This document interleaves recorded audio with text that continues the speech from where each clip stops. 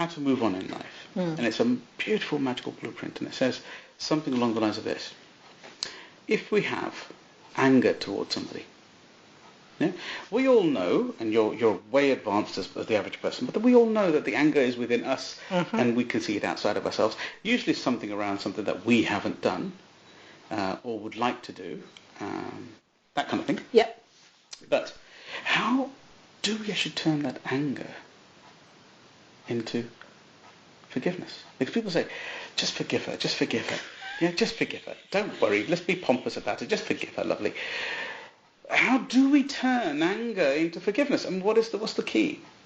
Then there's another question that says, in business, when one's about to start a brand new venture, there's an element of fear around starting that business, am I right? Yes. So there's the fear, there's the business, anxiety, it going wrong. But how do we translate that into jumping 15,000 feet from a skydive? Just before you're jumping out, you have the jitters. Yes. It's very much frightening. So how does it change from genuine fear to exhilaration, acceleration, testosterone, the whole elation? How does it change? What's that? What's the secret? What's the blueprint? Then we have to go think about many things in life and think, it's easy saying it, but how do we bloody do it? What is the secret? And the secret is what I've been taught anyway, acceptance.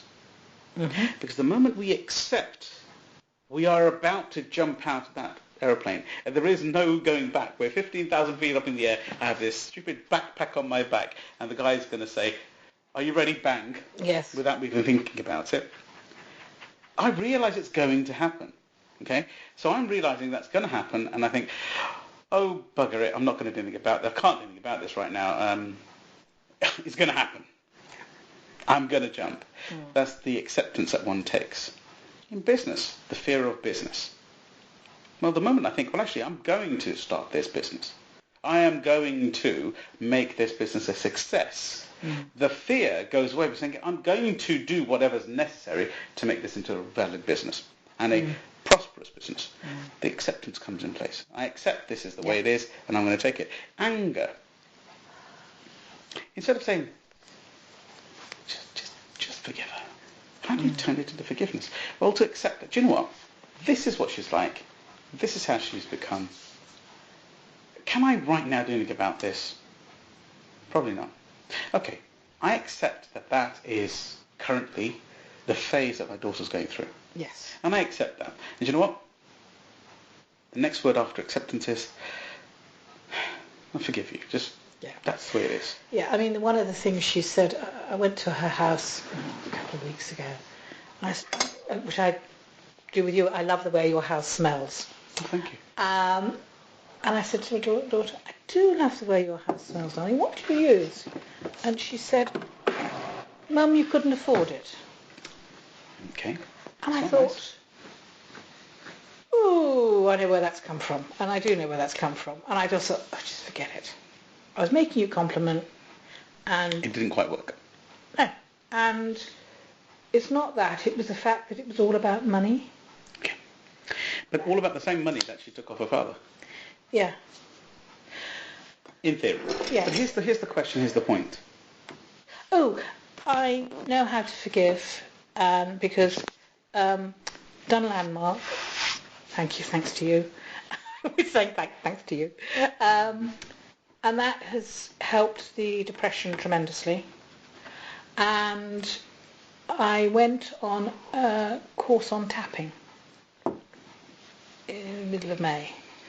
And I think... Who's that with? That was with Marie Holiday.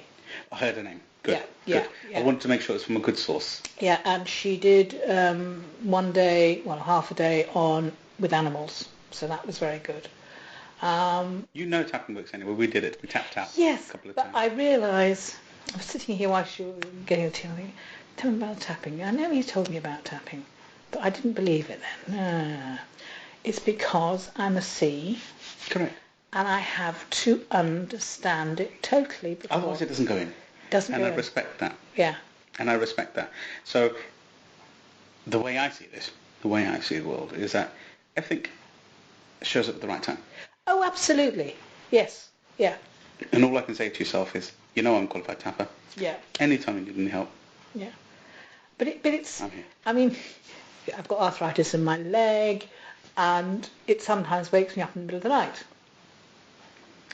And during this going 3 days tapped, and I had to drive 2.5 hours there and 2.5 hours back. It was really local. Wow. So I was pretty knackered, and I woke up going, oh God, oh no, tapping. And it worked. And I wasn't really saying it in the right way or with the right emphasis, but mentally it was there because I was so tired. Yeah. And it worked. But the conscious brain was out of the way. Yeah. Absolutely. And, and then all of a sudden the unconscious brain went, yes, you're doing the right thing. Yeah. Put it to bed. Yeah. And the pain is gone. Absolutely. Yeah. So. And it's wonderful. I'm not joking seriously. Do you know, when you realise the true essence of what tapping truly is, what is the purpose behind it? The purpose behind tapping is for your own body's resonant frequency to just rise and embrace. But most importantly, your body actually wants to repair itself. It's just confused. Yeah, absolutely. It's got a miswire. It thinks that's what you want it to do. It thinks it wants you to inflame this knee. Yeah. Because it thinks, oh, I need to slow down.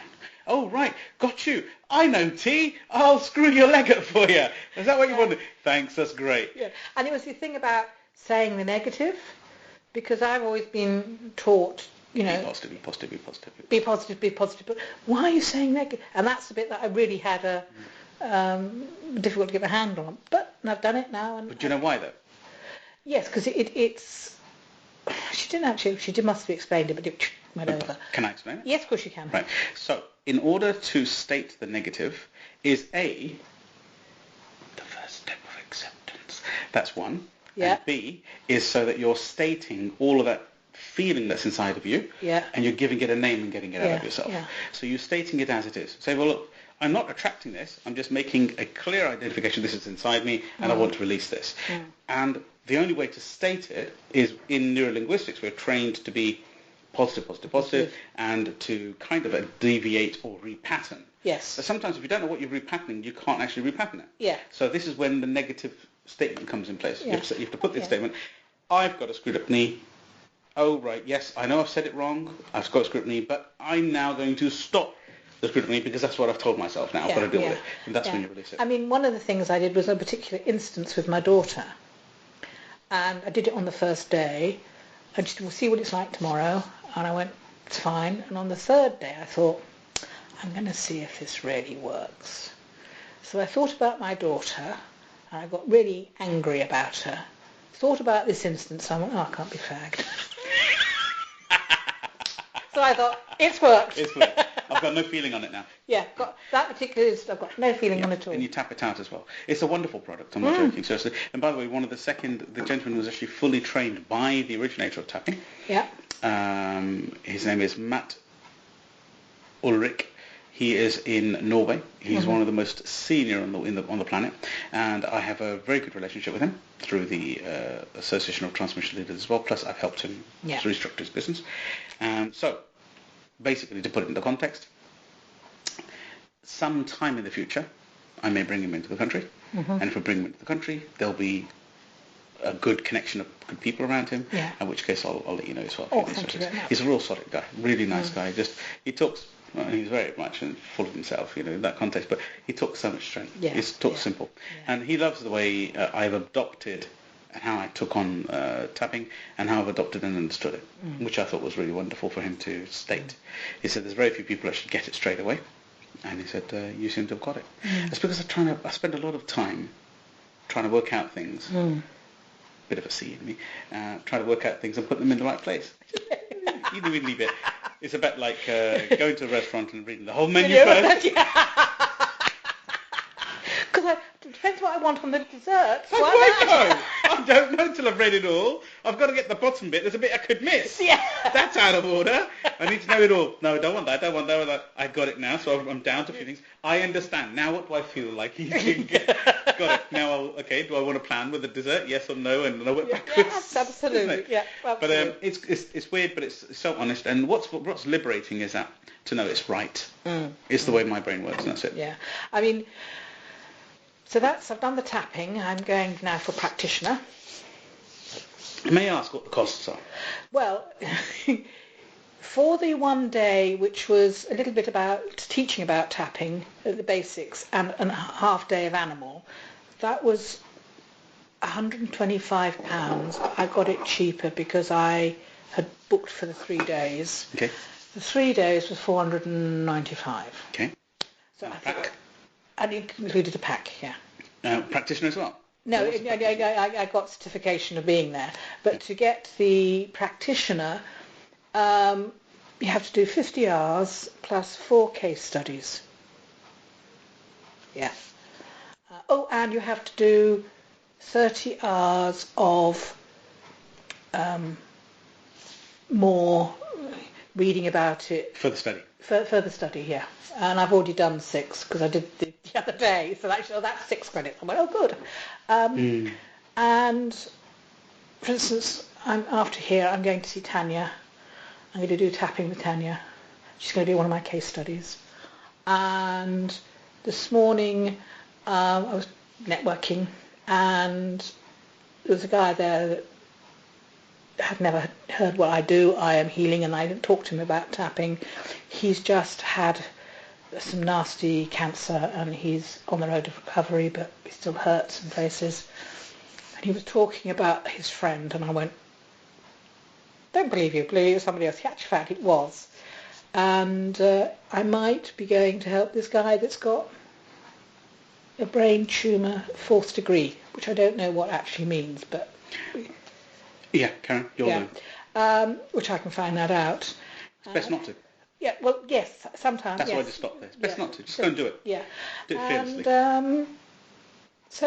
And if I get in with this guy, my thinking, he's going to be meeting lots of people with cancer.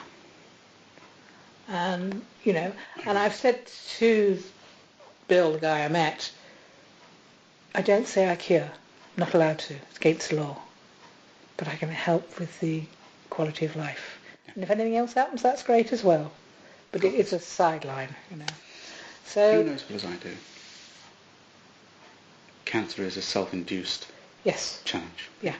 It's when your body's just totally in alignment, out of alignment with itself, and it just doesn't want anything else. Because cancer cells are within us anyway. Yeah, absolutely. They're ignited all of a sudden, and they start working because that's what it believes the body wants it to do.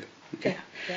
So in context of that, when we start actually allowing our body to repair it, the body starts actually having what we call a two-way traffic with our unconscious mind and thinking, oh, you don't want this then? No, I don't. Okay, well, I'll remove it then. Yeah. And it starts sorting things out, as you know. Okay, well, I'm with you on that one. Now I'm going to ask you a question. Yes. Because unconditionally, yes, I did introduce tapping into you some time ago. Yes, you did. Unconditionally. How will this integrate into your today? That means there is certain things that are in your mind that a lot of people, practitioners, out of their own fear of your lack of belief or lack of understanding, that's the better way of putting it, they say you must use tapping in its own purity and you must use NLP in its own purity, so you should never mix and cross-mix them, right? A lot of people that I know are in that sort of genre. I believe that's I believe that's absolutely anti the right way. Yeah. I'm just giving you the explanation of how individuals do this. Yeah. They want you not to integrate it with other philosophies or other theories because they're not actually sure themselves how that functions and works. Yeah. And then there's always the fear of, do you really, truly understand what you're doing? So here's the point. I already know you're at that position. Okay. Yeah. This is relevant for today's conversation. I would like us, or you, if you want to put some actions down at any stage, I'd like you to come up with an idea of how the tapping integrates with your healing. Please do, yeah. How the tapping integrates with your healing and how it integrates with human and animal healing, okay? Yeah. So there are two different things, how the tapping, how the NLP, how the disc psychometrics, and the healing all integrate, okay? This is rather important because this is the refined you. Mm-hmm. There is one more, it won't come just yet, maybe in another couple of years' time. There's one more skill you're going to put into this as well, yeah? Right. And this is going to add the complete hand touch that's going to start repairing things. But for now... what is that, can I ask? The Let's reason, answer okay, the reason is, you can see I'm grinning because I have an idea what it will be. Okay, so I'm just going to finish the sentence and Right. then I'm going to ask you a couple of questions. Okay, so neurolinguistics is how it's a toolbox of Yeah. how our brain and mind works. Yeah. The healing is in a natural energetic field Yeah. of transition. Then you've got possibly the tapping, which is going to come into the context. The tapping is a physicality, a physical enrichment of the body self-energetic fields, right? So we've got them there. So before we cover the fourth element, what do you feel you could deliver to the marketplace that allows it to become a little bit more human as well? Because tapping works most generously on humans. How can we make this function going forward? Right, I'm visualising, started off because I'm often given behavioural problems with animals, which in theory I'm not a behaviourist. Yet. But sometimes when I do the healing, it sorts out the behaviour. So I said sometimes it works. But with tapping, I can cross the bridge. I can use tapping on the owner as a surrogate for the animal. The animal's on constant rapport, so that's what it's looking for. Yeah, so I can sort tapping out that way. The other thing I liked tapping for is people they've come for a healer and hands-on, and they want something else as well. They want to put a handle on something. Tangible. Yeah. And this is something they can do themselves. And once they know that they can do this themselves, I can actually help my own. Yes, you will You empower. can tap out, as we Yeah, call it. you can Empower yourself. you can empower yourself. So it makes the healing that I've done for you. This will make it bigger and better. And You can amplify it. Amplify it. Yeah. So that's how I see that working. With the disc. Just one second. You know that the tapping, you must ensure that when you empower the individual to do it themselves, you need to repeat it at least 3 times. Yes. Yeah, because otherwise the person doesn't actually get it. No. No. And nor does their body. No. They're not quite there yet. So after about 3 times is when they start doing this. Yeah.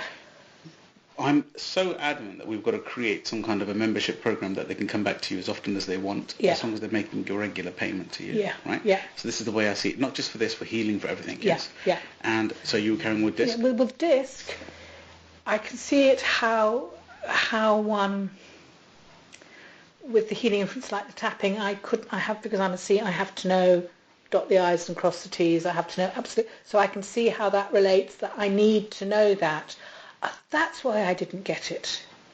So it helps themselves to understand why they're not sometimes getting stuff, or they don't work in that way. It's because they're a D and they're not interested in the nitty-gritty. They just want the big picture.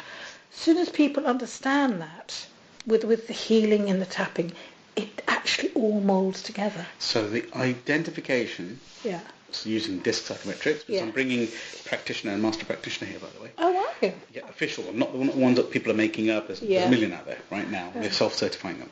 So soon it'll come. So here's the point. The conversation is this, is that the disc actually makes all of the rest relevant. Yes. Because people don't get, you as a human being won't get them, they as a human being won't get you, and they won't get anybody around them. So this is kind of like the seed that wakes them up a little bit. Yeah. Because the truth of true spirituality, true spiritual connection, is to know oneself first. Yes. Because if I don't know myself, I'm trying to misalign all the time. I'm out here, brain's here, my heart's kind of here. Yeah. I miss each other all the time, so I'm not really connecting. I'm trying to go straight from the heart to here. The brain's going, wait, I'm not in the party, let me in. Yeah. And then it screws it up, and so forth. So they've got a constant problem, power of 3 again, heart, mind, and third eye. So in order to open the third eye, one has to know themselves, so we keep our strengths close, and we keep our weaknesses closer. Yes, Because when I know that I have a D or a C or an I or an S, then I should be aware of that consistently. Absolutely. Is that right? Yeah, okay. Absolutely. So that's all my intention was, just to clarify. Yeah. So how do you visualize Well, I visualised myself moving forward because it happened in the tapping and it happened this morning. That I've said, give me 18 months, 2 years. Because I said, I will be doing this. Because I'm thinking, Kasuki will actually make me. Which is, I love it the way you know that I've got your back. yeah, You just know. which is teaching the healing of animals. Naughty lady. She knows all these things that I'm talking about. She Yeah, just knows. yeah. So It's absolutely true. It helps you then. I've had 2 people say that within a fortnight. I thought, okay, right. So And it's something resonating inside you that knows that I would be saying this as well. yeah, because I'm recommending them to go. And I think, hang a minute. Why do I say no to anyone? Look at my way. Hang on a second. Yeah. Don't come to me even though you came to me. Go to this person over there. Yeah, and I thought, she said, because I thought, oh, you have to learn how to heal humans first. And I went, no, you don't. And no, you don't, because she just wants to do it not as a business, as just to help animals. And I said, well, you have to know an awful lot about yourself first. You have to do a lot of protection. And I said, I know it's my stuff, but I don't like Reiki. And she said, oh, I wouldn't dream of doing Reiki. And I went, oh, great. And she said, I can't do it now because I've still got my business. And she's retiring in 3 years' time. So I said, well, 18 months, 2 years. She said, that's great. And this is somebody who you're going to possibly... Oh, well, no, I've already done her horse. So she's So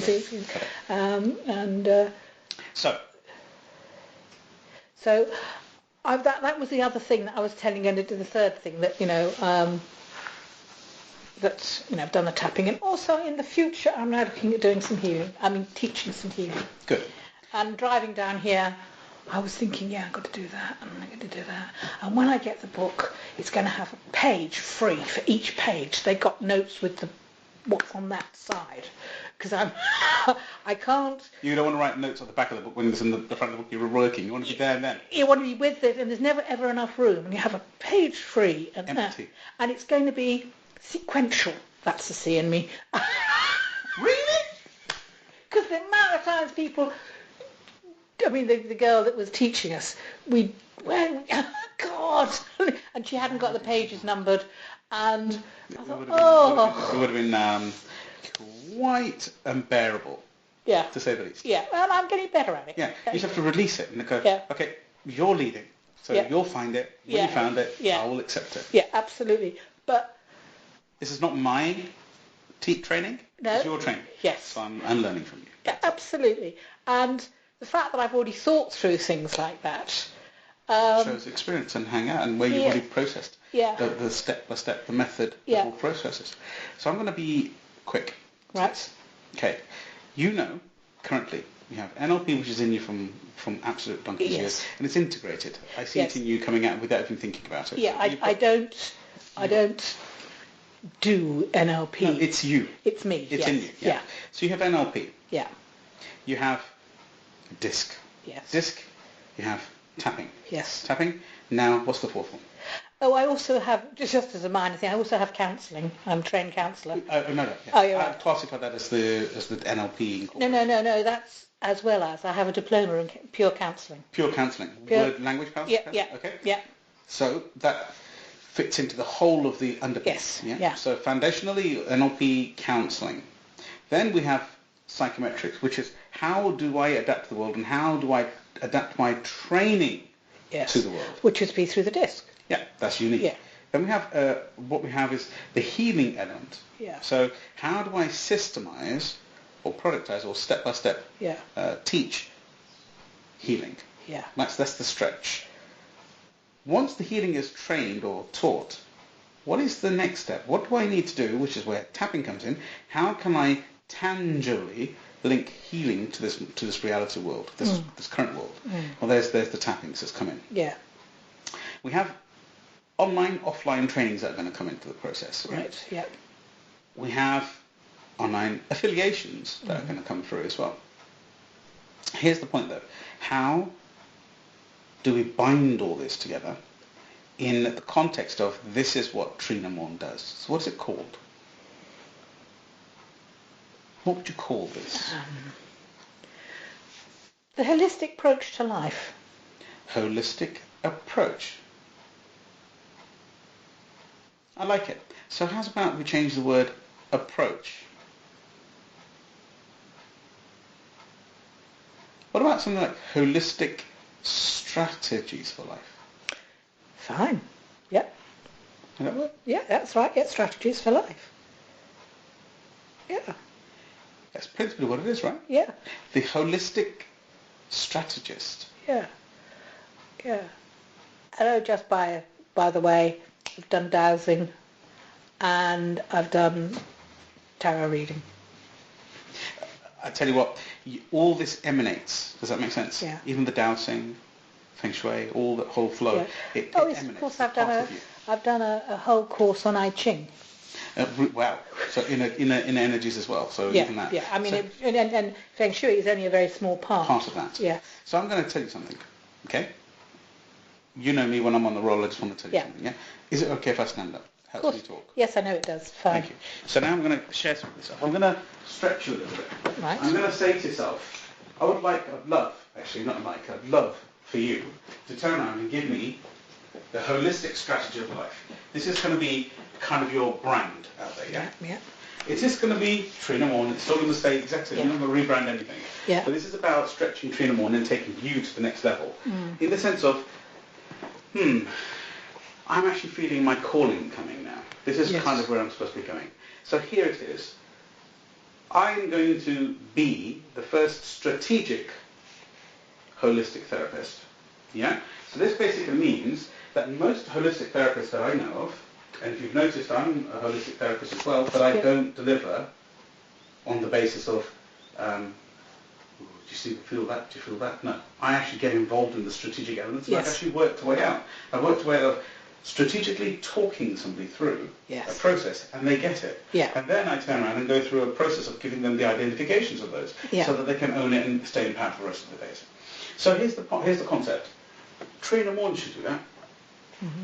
Now within this, there should be the energetic field. Everybody comes in this room, realises it's so well balanced. We understand all of this and feng shui and the balance of the energies are all actually quite strong in this room. So here's the point. Is there an option or is there a program that you can deliver that starts with the human and ends in the animal, which is a part of your forte?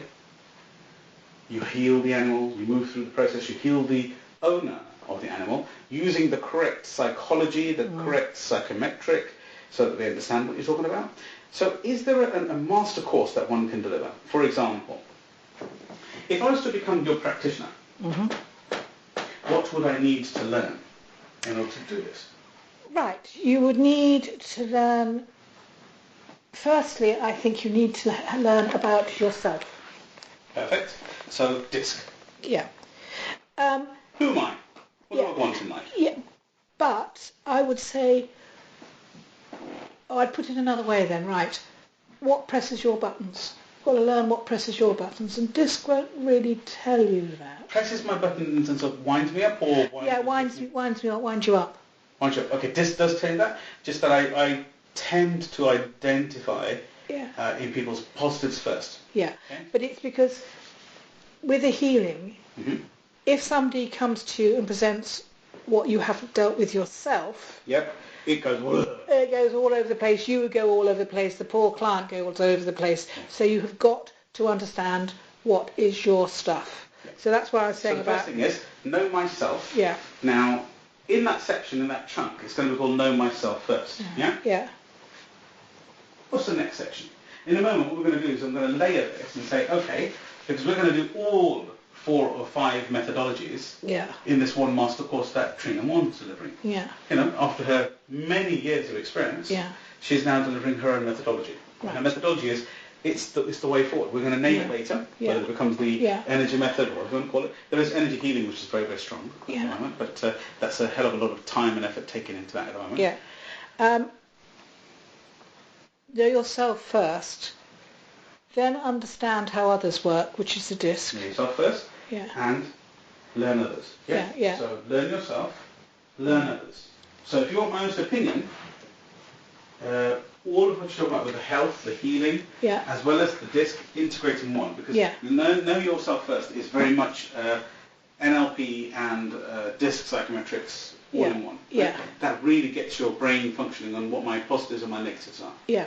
So it's about knowing what presses your buttons, or should I say, what agitates you. Yes. And also what relaxes you. Yes. Yeah. What stimulates you and what depresses you. That kind of thing. So all of those elements involved.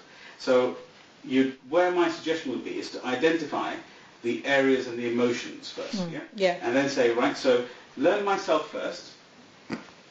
And from learn myself, before I learn others, I need to learn the emotions of life. Yeah, my own emotions. What do I stand for? What do I do? What do I mean by anger? What do I mean by remorse? What do I mean by anxiety? What do I mean by hate? What do I mean by love? And all these elements. Yeah. So we need to discuss that, because for a healer, that's paramount, isn't it? Yeah. Can't do anything otherwise. Yeah. So we have learning the emotions. Then it's learn others. Yeah. Then it's learn others. Because otherwise I'm motiveless to learn others. Yeah. So then it's about the healing prospects, yeah? Because one of the last things that are going to be delivered in that, once you learn the emotions, once you learn other people, once you learn yourself, one of the last things is going to be tapping. Yes. Right, because tapping is the tangible proof. Yeah. That's what we're trying to get to. Yeah. And healing is the first thing you have to learn in healing, apart from know oneself, is protection for yourself and client. Yeah, great. It's. So now we're talking about healing here, which is wonderful. Yeah, it really is about protecting yourself and your client, so that you don't become ill. Yes. You don't pick up the negativities that the client has got. Yeah, making yourself Teflon coated. Yeah, and also so that when you're healing, they're not getting any attachments that you've got into them. Yes. So it's self-cleansing. Yeah. Client cleansing, self-protection, and client protection. Yes? Yeah. So these are little modulations that we are writing. Yeah. So when you do your, what we call your power matrix, you're going to have these little modules on your Excel, so you can just deliver them. And you can bump them out, because you'll see and you'll just go alive. You'll just be like, there's only blah, blah, blah, blah, blah. Once you've got all that out there, then we'll align it and put it into a process with you. I'm happy to help you with that, if you'd like me to. Oh God, yes. Yes, I'll do with you there. So now we've got there. So now we need to use NLP, which is language tools. Yeah. Okay. Language tools is when you're starting to gear up to start to work with other people. Actual counselling, language tools, compliance with other people. Yeah. Yeah. Communication. Yeah. So here within language tools, you could use at least 16, 17 different language tools. Parts of NLP. Where my intention would be, in specific, it was me, I would want to know all 4 psychometrics, and I'd like to know how to inspire each psychometric. Yeah. Okay, so that'd be really important for me to know. So, for example, how would I engage with a D? How would I engage with an I? How would I engage with an S and a C? For both outcomes, positive outcomes and negative outcomes. Sometimes, one thing within healing is before you heal somebody, you need to identify the healing in their conscious brain. Sometimes you do.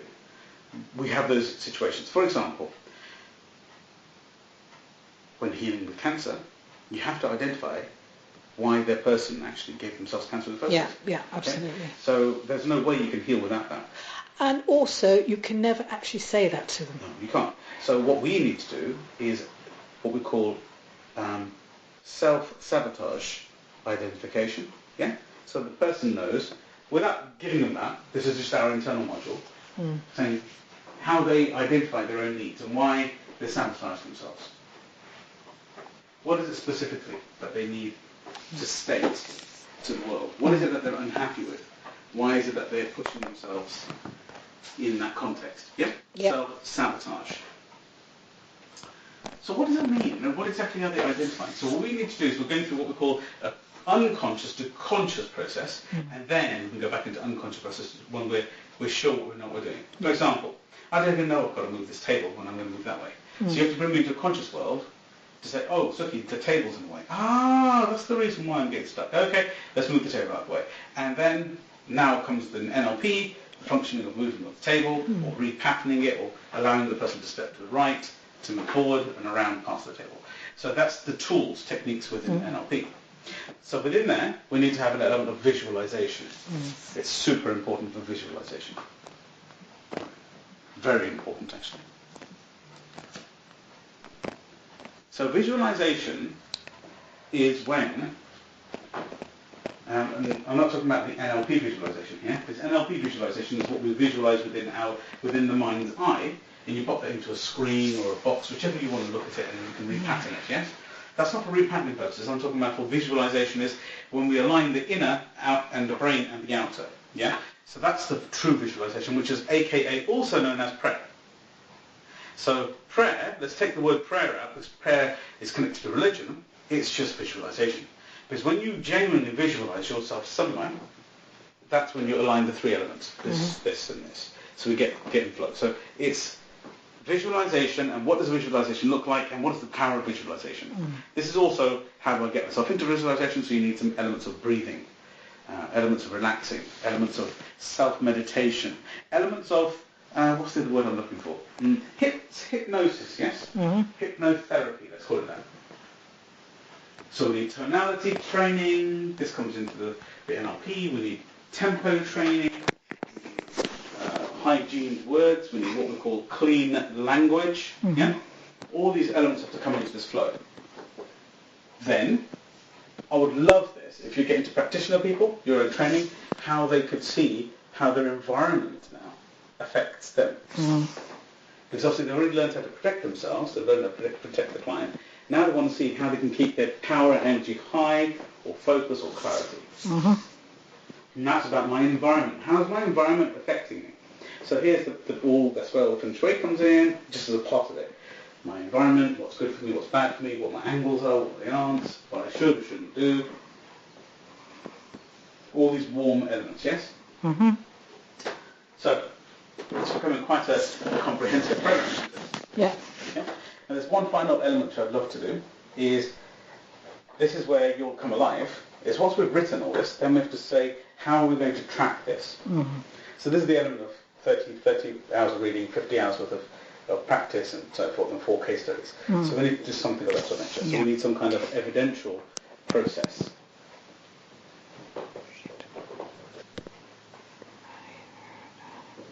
So, how would we ascertain or maintain that? Well, I would like them to do, right from the beginning, to do a journal. Journal? So please write journal down.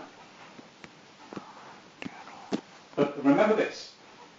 My father taught me, and still teaches me and reminds me again, if you don't check it, it's not done. Oh yes, the journal would have to come and be checked over. Okay. Yeah.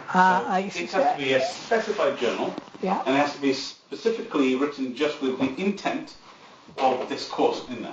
Yeah, absolutely. So the journal's about anything that I've learned that correlates to my studies. And it has to show, I need to show somewhere you've got empathy. I'm just putting it simply. Yes, how did I identify empathy and how did I display it? When I realised somebody had the same issue as I did. Got it. Yeah. So there will be all these criteria they have to get. I'm not sure if they would know what the criteria is because I don't want them to write for the criteria. I want to write them from the heart. So then how that happens is that you train the criteria in the room. Yeah. Got it? And then you don't remind them. Yeah. And it's in their unconscious brain. Yeah. And then obviously the case studies. Okay, and then the case studies, we're looking at that. And now I'm going to addition one more thing as well. You would request that they use modern technologies such as WhatsApp or whatever it is for keeping a community together, sharing on their current activities of who they met, what they did with the person, how they identified them, what they identified them as, how they identified them as that, and with an open question as, is this correct? Yeah? So that people can help them and give their view on it. Then we have another level, which I think is quite necessary in this game, where we need to turn around and have maybe initially during that time in the phase of people turning around, because what I find is people aren't going to do 50 hours worth of activity if there's no incentive for them to do it. So the question is this, is that we have webinars. So you can use a product currently which is very easy to use called Zoom, but you need a webinar of some sort which then allows them to communicate within the whole group. A bit the same as what I'm looking for. Virtually the same, Trina, as them getting together in a room. Yeah. Yeah? And the point of this is that you just want them to share, so Yeah. a webinar. Yeah. Zoom is the brand that is used quite a lot. ZOOM. And the other one that's quite good is obviously Skype. Yeah. Yeah, this is just basically allowing people to communicate very well. And the final one which I like is called iMeet. Literally the letter I and meet. I hate preemptive bloody things. There's a little X that comes up, just click on the X. Oh, right, okay, I And haven't... it starts tapping away. Before you press spacebar, Yeah. there's a little X, a little thing that says X, then just press the X, and it won't remind you. Oh, yeah. I'll inspire you at some stage to go for the larger phone. Yes. Yeah. It'll allow you to do a lot more Yeah, I mean, on the fly. I've got to earn some money first. Yes, I said no, I'm inspiring you. Yeah. Go and buy it. Yeah, I know. Be aware of that. Yeah. Put it in your head. Yeah. And you might, at some stage, the larger phone will probably be a good thing. Yes. So there is an opportunity here. Of course, you've got to earn the money, etc. I know somebody who's selling a larger one. Oh, right. And it won't cost you the £800 it does. It's exactly identical to my phone. Yeah. It gives you the whole high-end, 128 gigabytes, the whole lot, and it's around $550. Right. So if it's interesting, think about that packet there. Yes. Next month we could turn around and say to them, Yeah. I can pay for it, Yeah. and just take it out of when my cousin sends the money over. Yeah. On that level. Yeah. There is an opportunity for everything in life. Yeah. Yeah, absolutely. Just, all it is a matter of understanding it. The thing is, a phone like that will suffice the need for your Mac being open all the time. A lot of things will become quicker in there as well. Right. So just Okay. when we're looking at WhatsApp, you get larger screen, bigger visualization, Yeah. easier on the buttons, more recording capacity. Yeah. All the little things, faster, Yeah. just a little bit quicker. So it'll just speed the world up a little bit. Yeah. Yeah. And if it helps in any way, because you may be using the cash flow for various reasons, if it helps, there is the opportunity of purchasing that, and I can happily. I can happily turn around and. I personally don't mind. If you want that, I can arrange to get it dropped off, and it can be switched over 2 months. So instead of giving you 584, it'll be 250 less. Oh, sorry, 300 less 1 month and 250 less the next month. Yeah. So that basically you're getting some. Get flow, some but you're not. You're also better off. The benefit of that is that phone you probably get £100 for it now. Yeah. The iPhone 7's coming out very shortly, and it'll really drop down again. The value will be even less valuable. Yeah. It's just a thought. The reason why I know somebody who's changing their phone size, they're going back from the big one to the smaller one. Oh, right. Odd. The reason why they're going to the smaller one is because the new SE is as good as the larger one, but it's a smaller package. Oh. So they can fit it all in one hand. And that one is a bit bigger. It's a bit larger, but Yeah. I prefer it because it gets off. I can get more done. Yeah, you can see more when you're putting... Yeah. Do not say that. I haven't told anybody that one. But I'm afraid we're getting on, so yeah, I do think about that as well. So there is a flexibility. Plus, I'm also now no longer jumping between 2 or 3 devices. Yeah. It seems to be even more of a reason for me to just hold that instead of my iPad as well. Which yeah. And I don't consume a lot. It's just a matter of visualization. I can do a lot more on the buttons. Yeah. Thoughts, anyway. Okay, so going back to where we were talking. Yeah. Is a matter of getting your processes written and done. Yeah. So that we've done that. Now here's an action on top of this. The action is workbooks, which is really easy for you to create. Mm-hmm. That's what I'm trying to say. You know when you said having one page completely empty. Mm-hmm. And don't forget it's going to be a workbook. So you can even have 2 pages. You can have one complete empty blank between each one of the additional works. So there's thoughts as well. So it's your workbook, your exercises, your time. And In which case, we then have one more need for practicality as well. Mm-hmm. So the practicals in the room. So we need some kind of description of what the practicals would be, for example. You remember? Yeah. When I split everybody up in disc, you've done it twice now. How we split people up. There you are. In your corners, can you see each other? Yeah, got it. So there's a practical. We've written the whole of that practical out. Yeah? Mm-hmm. And boy, does it shift people's brains when they go, oh my God. Yeah. I see myself over here, but I'm not. I should be over there. Yeah. You know, I'm seeing myself as D dominant, but I'm actually supposed to be over there with the C's. Yeah. And I think with the healing bit, they've got to experience it being done to them and doing to others. There we are. So there's practitioner. Yeah. So how I show up in the world and how I am, then experiential, which is what you're going with, yeah? So they must experience the healing, the tapping, the visualization, all the elements we were talking about, how to physically enact that, yeah? How to physically do it. So when you visualize, how do you visualize? Okay, this is what you're going to do. So the best trainings that I've ever been on have trained a chunk. Yeah. Yeah? Told people, remember, the why, Yeah. who this is for, what it is, for Yeah. people like yourself who needs to know a lot of the detail. So what exactly is, where's the philosophy behind it, where's the education behind it, and then it's the how. And the how is the practical element. Sorry, which was the first? First one's D, so it's who, Who, that's it. and why, you know, that will come Why, yeah. on. Second one is the what, which is the C. Yeah. So what exactly is it? The facts, the figures, the education, the quotes, yeah? Yeah. Then it's the I, which is the how. How can I actually do this? The practicality, the experiential element. So I need to experience it being done to me, and I need to experience doing it to somebody else. How do I show up in the world? Wow, I thought I was a C, but I ended up being an I, etc., etc. Yeah? This is how I feel I am, and this is how I show up in the world. Oh my God. As opposed to this is how I feel I am. It's rare that I meet people who haven't done this before and actually got themselves in the right place. Yeah? Most people get it wrong. And then also, how I think I should be. I should be here. Because look at each one thinks the grass is greener next door. Of course. I have to be more D in order to be successful. Well, the D thinking, actually, I need to be much more C to be more successful. And the C thinking, do you know, I need to be more I to be more successful. And the I thinking, do you know, I need to be more orderly and more C and so forth and so forth and so forth. So here's the point. How do I show up in the world? How am I really, truly in the world? How do I get healed? How do I heal others?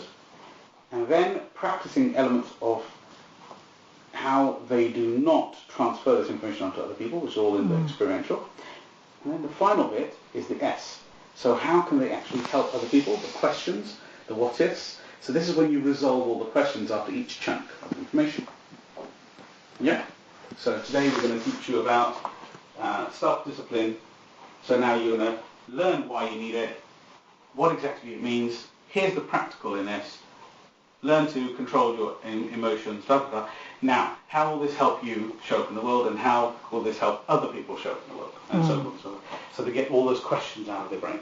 Got it? So that's a beautiful way of thinking forward. That's how I would suggest we look at the possibilities of the track of the process. Because the ones which my practitioners are always very well balanced. This I've had a lot of research and reading. But when I go to somebody else's practitioner and they actually do this in the full format, the correct format, I go, oh my God, this is so nice. People actually get it now. Yeah. And how long would you expect this whole course to be? Okay, so in time, I'd probably suggest a single day introduction.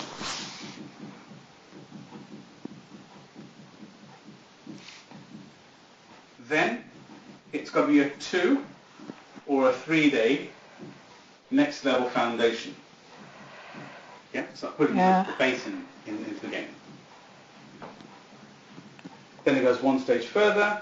This is when they push themselves to be the focus on practitioner. So the practitioner, I'd expect 7 days. Why? Because I would like to do every chunk in the same format. If I truly want to be a practitioner, and I want the best practitioners, I need to offer the whole of it. I don't think it's long enough. No, I'm going to say stuff. Then we've also got, don't forget, Yeah. 7 days to deliver the process. There's also got to be hours in between Yeah. to go away and do this themselves. Mm. Then there could be a reset or what we call a compilation. Yeah. Don't forget you're meeting them every week as well, Yeah. or every month on Yeah. Skype or Yeah. virtual. You're still going to be reading and assessing their work as well. Yeah. So there's a hell of a lot of 7 days what we call immersement, but maybe 2, maybe 5 days worth of extra. If you feel that it needs to be longer than this, it all depends on the modules. So once Yes. you've locked the modules down and go, oh my god, this is what I need to do, it'll take me an hour to do this module, an hour to practice this module, an hour to do this, an hour to practice that module. We'll draw the whole day. What's the Yeah. size of the day? 9 o'clock till 5 o'clock. And then you now decide the whole hours. It could be 8 days, it could be 9 days, it could be 12. Yeah. Whatever I mean, it is. when I just did my healing, it was 4 10 days. Yeah. With 6 months in between and a day where we all met. Okay. You know, to check things So out. that's wonderful. So what they've done is they worked on what we call, their main work was on immersement, so accelerative learning. Yes, actually being in it. And you had to have case studies, etc., etc. And you also have to teach people, which we have actually just touched on it, breathing, but you also have to teach people how to meditate. We started every day. I mean, when I first used to meditate, all I did was cry. Yeah, absolutely. The emotions shoot up all the place. Yeah. Did you know I did as well? Oh, did you? Many years ago. Yeah. Many years ago. And when I did my first hypnotherapist course, about 15 to 18 years ago, somewhere around that sort of time, hypnotherapy, the first section was all breathing. Literally for an hour, all we did is breathe.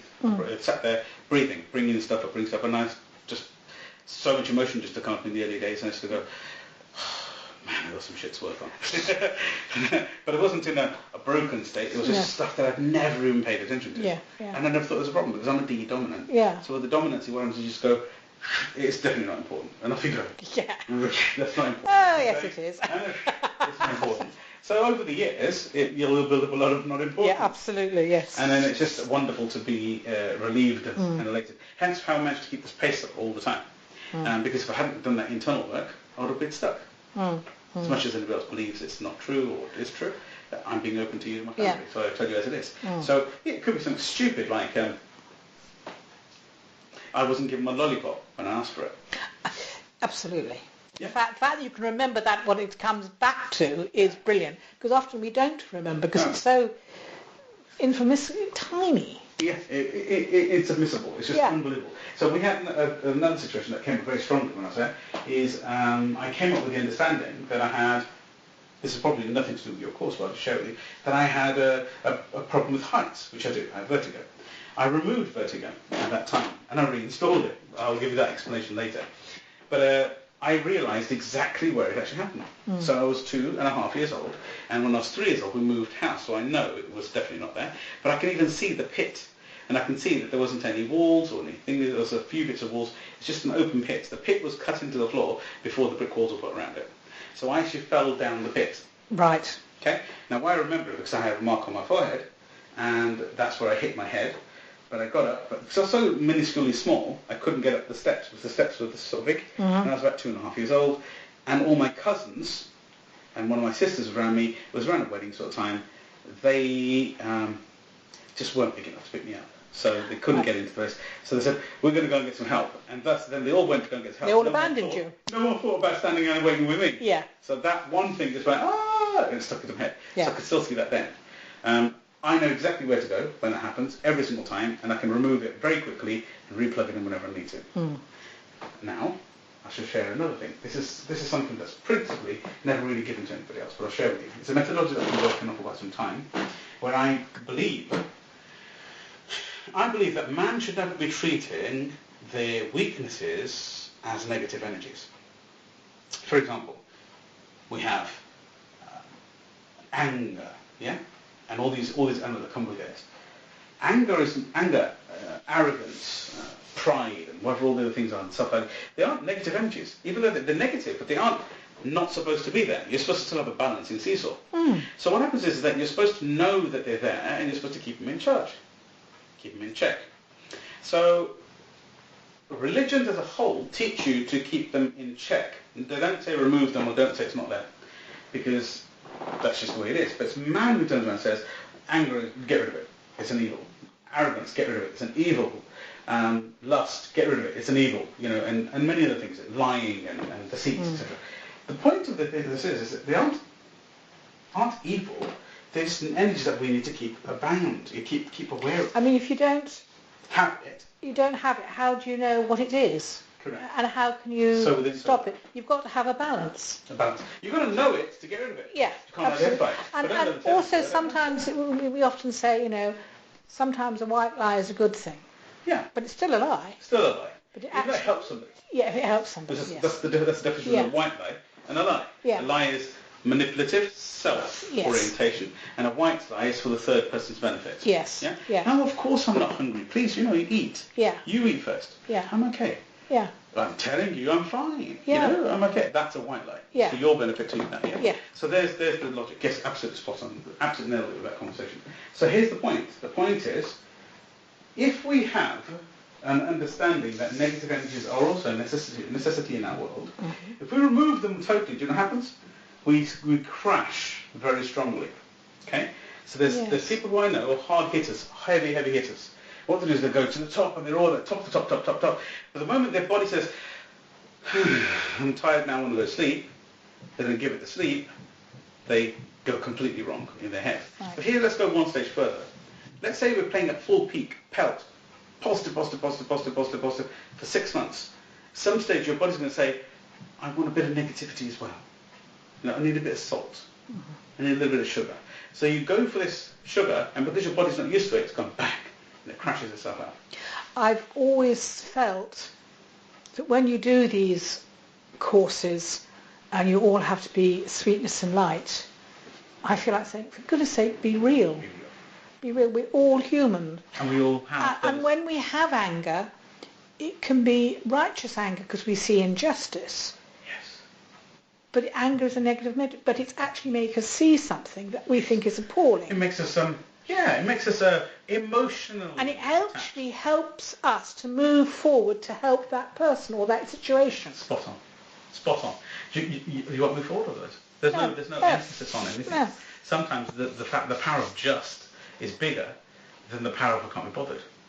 And that's what we've got to get to. Yeah. Yeah? No, this is just, I need to stand up for this one. Yeah. I need to say, no, I've got a question on this, please. Yeah. It's about how you harness the negatives to make them into, not so much, positives is a bit wrong, but propellers. Yeah, propellers, to make you move into the positive side. So towards or away and from. don't beat yourself up because you haven't, because you're human. It's only... And you're going to get them. Yeah, and I think, okay, you use the word lust, that most people think is the most horrendous thing, but in actual fact, if you haven't had a sexual urge for 15 years or something, and suddenly you lust after somebody, you think, "Ooh, that came up behind me and hit me. Wow." What happened there?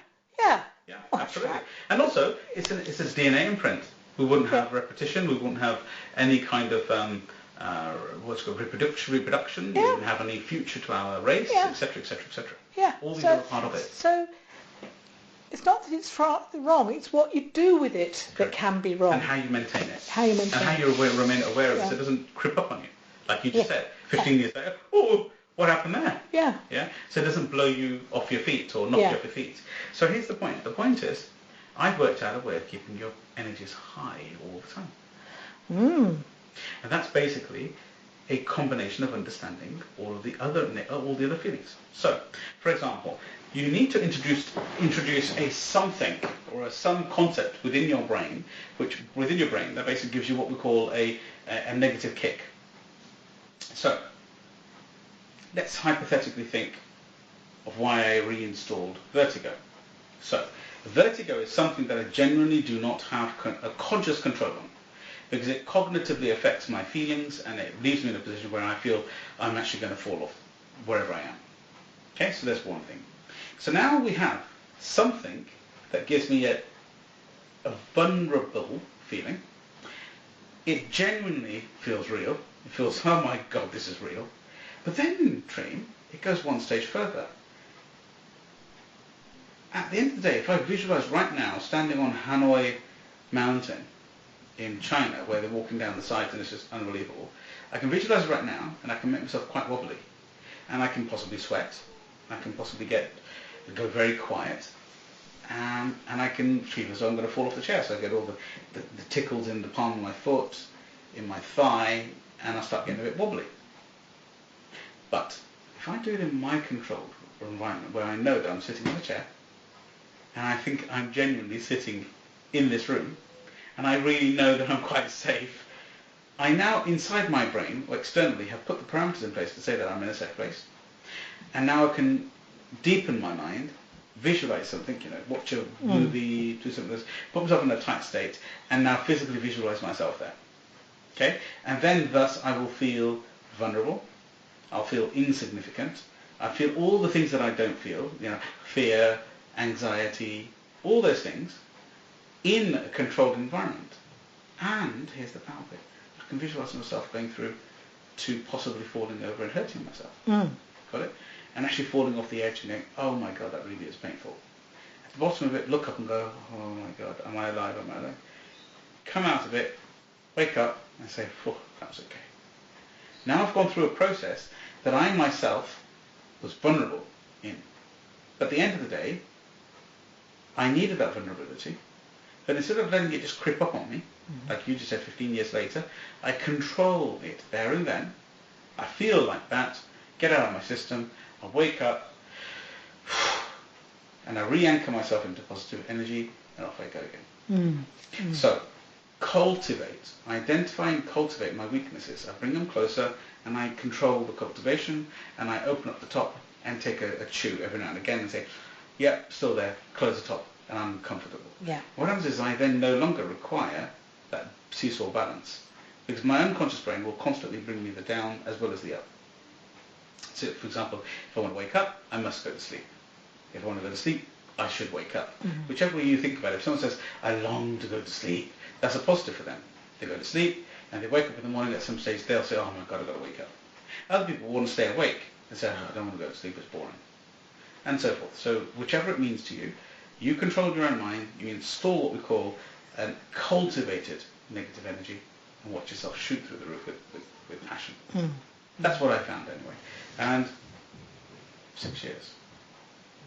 6 years I've been practicing it. I think You've got it. I think it works, yeah.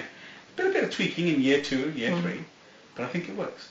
It works. I don't get those, I don't want to do anything today moments. I ultimately wake up, I'm in great spirit, I kind of see where I'm going to go. I have a visualization for these, I need to know what I'm doing, why am I doing it, all those benefits, and look forward to my day. And I look forward to the meetings I'm having. That's how my life works. So within this, how can you install a self-cultivation process within your practitioner? Can you actually have a morning, not an afternoon? Why not an afternoon? Because I might take it with them to bed. Yeah. A morning of vulnerability. That's when they will learn their vulnerability and not put it onto the third person, which is what you were talking about earlier on, how to not transfer. Yeah. So we have maybe a morning of vulnerability. So in context, let's go back to the structure of the actual practitioner or the course. You have a 1 day with you, or even a half a day with you. Then it goes on into like a 2-day or a 3-day retreat, which is actually the foundation. Yeah. Okay. Then it flicks into the practitioner course and the master practitioner. Yeah. Okay. Yeah. So now, how would I go about this? I would create the master practitioner first. Songs, whistles, the whole lot. Right, and then backtrack and it. then claw back. Thank you very much. And say, in order to know this, you need to know this, this, and this. What we'll do is we'll put that into practitioner, and this will be the creme de la creme for master. Yeah. So I'd do the whole thing first, and then claw back. Yeah. That's my advice to you. Yeah. How I would do it. Yeah. I hope that helps. Then Oh God, yeah, absolutely, yes. Yeah. So now we're getting somewhere with a new process, because I think it's definitely going to come. This is how it's going to be done. Yeah. You see, to take your... Remember I kept pushing you to say, give me some tangibility in your industry. How can we make it more tangible? How can we make it more tangible? Because we need to start talking. Even last session was talking about tangible words. Yeah? That's where the tapping comes in. Yeah. So, within tapping, it's still quite woo-woo as well. But the tangibility is that you're physically tapping somewhere on your body. Yes. And it's the explanation of this that really makes it work. Yeah. Why am I tapping? Because actually, people need the proof that their body is trying to survive. Yes. It's trying to thrive, actually. Yeah. and it's actually got everything it needs inside itself to repair itself. Am I right? Yeah. So that's the bit that we need to explain. Yeah. We did tapping twice in our sessions, remember? Mm-hmm.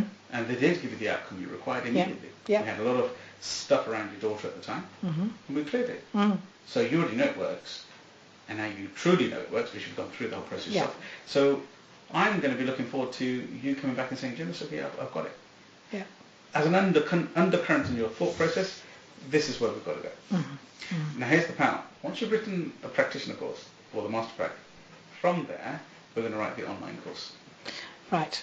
Yeah. It's really quite simple. And like I've done last week, I do apologize, I wrote a whole script for a video. Easy, DCIS. DCIS, that's what you've got to deliver. Yeah. So once you deliver in DCIS, I've given the works, now we're going to describe or create a doodle for it. Right. Very soon. Yeah, brilliant. And that's the process. So we create the script, select the video, voiceover, and then we just turn around and deliver it as a doodle. Brilliant. And then when people land on your site, they get a lot of information, visually, auditory, kinesthetically. Yeah, that's fantastic. Okay, so that's possibles. That's where we're going. So right now, how would you attract people for current cash flow, immediate cash flow?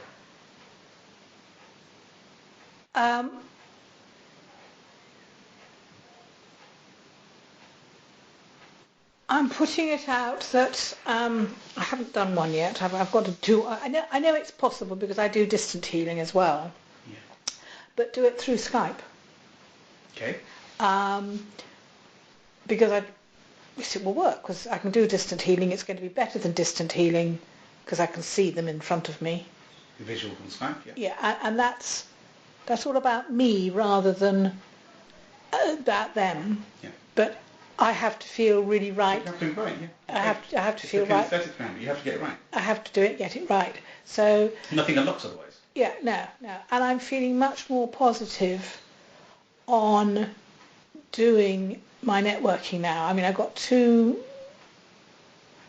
pretty good leads this morning. So that's very good. Okay. I'm feeling quite good about that. And I've got somebody else that's wanting a clinic at some stables, and once I've got one of those running, I will be really, really very positive. So I'm feeling much more positive about the whole. You look so much more positive. The whole thing. Yeah. So I would like you to make a little note here. Yeah. So this is whichever way you want to draw it out in your mind. I'm going to give you. I've given it once before at the boardroom. But it's always the right time. Remember? Yes. Repetition is my friend. Yes. That's the way I see it, especially when it's for my benefit. Yeah. So here's the point. I would like you to create a power boost in your sales. How do we get a power boost in your sales? Right. So the first, I'm going to give you a little bit of a holy grail secret. The first thing is to know the benefits of my product. So we're going to do this before we leave today. Yeah. So know the benefits of my product. And the precursor to this, obviously, is having a product and having a niche, that kind of thing, yeah? But let's say the benefits of my product. Now I'm going to ask you to turn around and tell me, okay, so what are the problems it can solve? It can solve... if you write them all down, we'll go through it, yeah? First one is... Injuries, shoulders... Got it. Hind legs. So, animal, injuries... shoulders, hind legs. Yeah. So what are the problems? Okay. So now, who has those problems? Horses that work hard. Yeah. Horses working hard, and also dogs that are working. Whether it be at agility, fly ball, because you often see them with these padded feet. Is to protect their bones, yeah. Agility. Gun dogs. Yeah, I love it. Working in the field.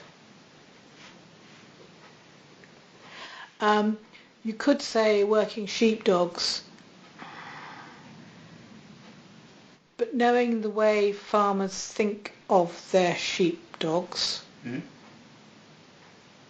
they're a working animal and they won't spend any money on them. Okay. I just... You got the feeling, or you know it? I know this and I've seen it. Yeah. They've got an injury and it keeps recurring. And then they say, well, you've got 9 years of this dog, let's live it through. Yeah. Yeah, and usually it's put down because they won't even feed it for the next 4 years. Oh. Okay. So I'm not going for farmers okay. with the working. So here's the point. Yeah. Who has that problem? We have the animals. Yeah. We know what the problem is. Unconsciously, it's the owner. Yeah. As well. Yeah. So let's just put that aside a second. We have an unconscious problem with the owner. We know it's there. We know it's the farm animals. We know where it is. So who's got these animals, for example? So who actually has the animals you want to work with?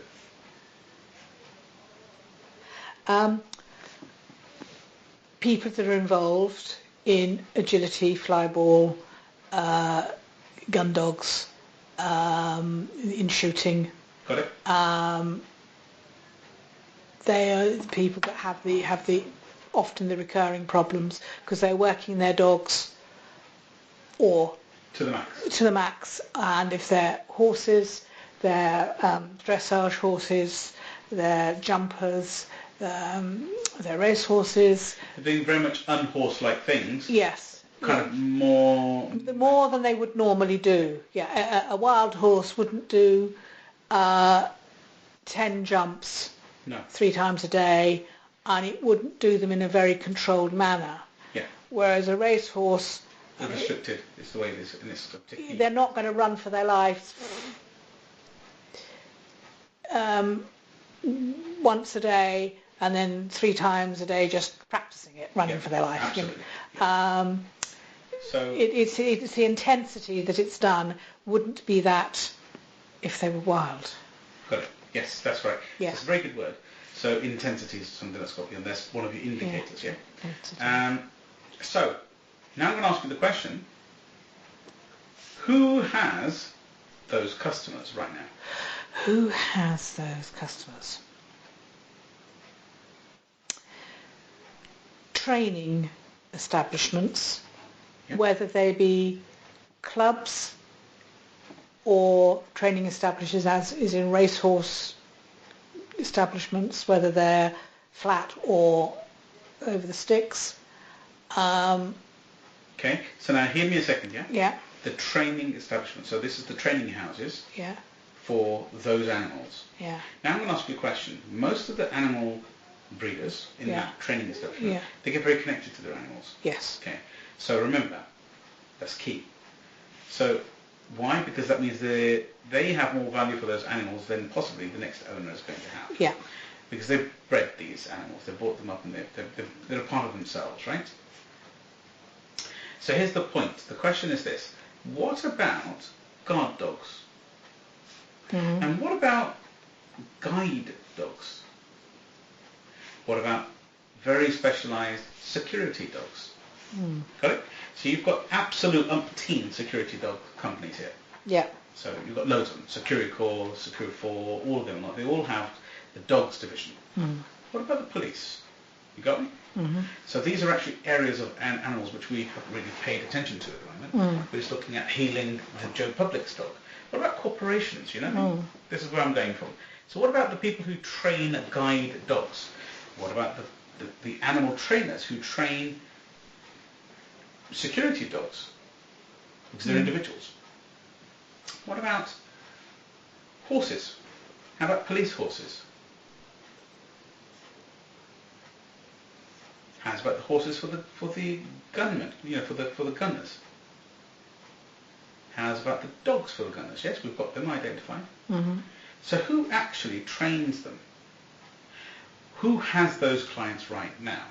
Right? Mm-hmm. Here's where my brain should be going. So then I'd like to write maybe 10 or so, I love the magic number 10, of those possible partners. Who could that be? It could be A, it could be B, it could C, D. We also have the help the blind, right? So we have blind dogs, guide dogs, blind dogs. And if that's something that's necessary, which it is, they also write animals, And they tend to be very self-sufficient because that's why they are guide dogs. So the point is that they also will have problems, right? And the people who have trained those dogs really do have an affiliation and a connection with those cord. So why am I reminding you of all these people who actually value the dog? Because we've already identified the ones who possibly don't value the sheepdogs. Yeah. Okay. So let's look at the people who actually value the dogs. They're the ones who actually are training them at that level. So now the question arises, what are those people's problems? Right? So what are the problems that those guide dogs are actually happening, and the guide dog trainers are having? What are the problems that the gunner dog trainers are having? What are the challenges that the show horse racers are having? The trainers themselves, not the horses. What are the challenges that police dogs are having? What are the challenges that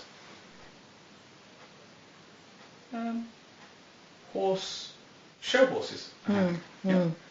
How about police horses? What are their challenges? So the companies we will find the companies who actually physically have those customer bases. Now we're looking for their problems and their challenges. So the moment we understand their challenge, here's the secret bit, I create the product that they require. My end requirement, logically, is to be working with those companies and working with those animals specifically. And why? Because I want to make the animals' lives better. But how do I get into the psychology of the person who's training those blind dogs? What are their real problems? What are those guide dogs? Actually, what's the challenge in training those guide dogs? What is the challenge in the companies who are training those guide dogs? So now what can I offer them as in knowledge, connection, a course, a video tutorial, something along those lines that helps us, does that make sense? Helps us deliver that. Now, I know this for a fact, so I've done a bit of delving for you, by the way. A lot of bereavement issues come across this because animal trainers do love their dogs as they do everybody else. And bereavement is equally as challenging of an animal than it is of a human being. Only for the breeder and only for the genuine lover of the animal. So here's the point. What could you help with, hint, hint, with let's say bereavement? Getting to terms with putting a dog down or an animal down or something. Yeah. There is one of the girls on the course with the tapping. There were only 3 of us on the course. One was actually doing it for her training to be a practitioner. No, doing it for her training to train tapping. So there's only really 2 of us on a course, and one of them does bereavement for animals. For animals, and how to let them pass on. How to let them pass. Great. Yeah. So now we're on the same page. Okay. So now, what is the effect on human beings for that? Yeah, it's very profound. Yeah. So now here is the question. Could you create a few products around those elements, so the 7 stages of bereavement, but let's say bereavement for animals, yeah? So you're making it very relevant to a dog, and you're adapting it to make it relevant to a horse, yeah? So could you help those people? Do you see where I'm coming from? Yeah. So once you can start helping those people, do you know what happens? You're on the Richter scale, and then you'll get pushed into the trainers or the owners of the people. Or the dogs.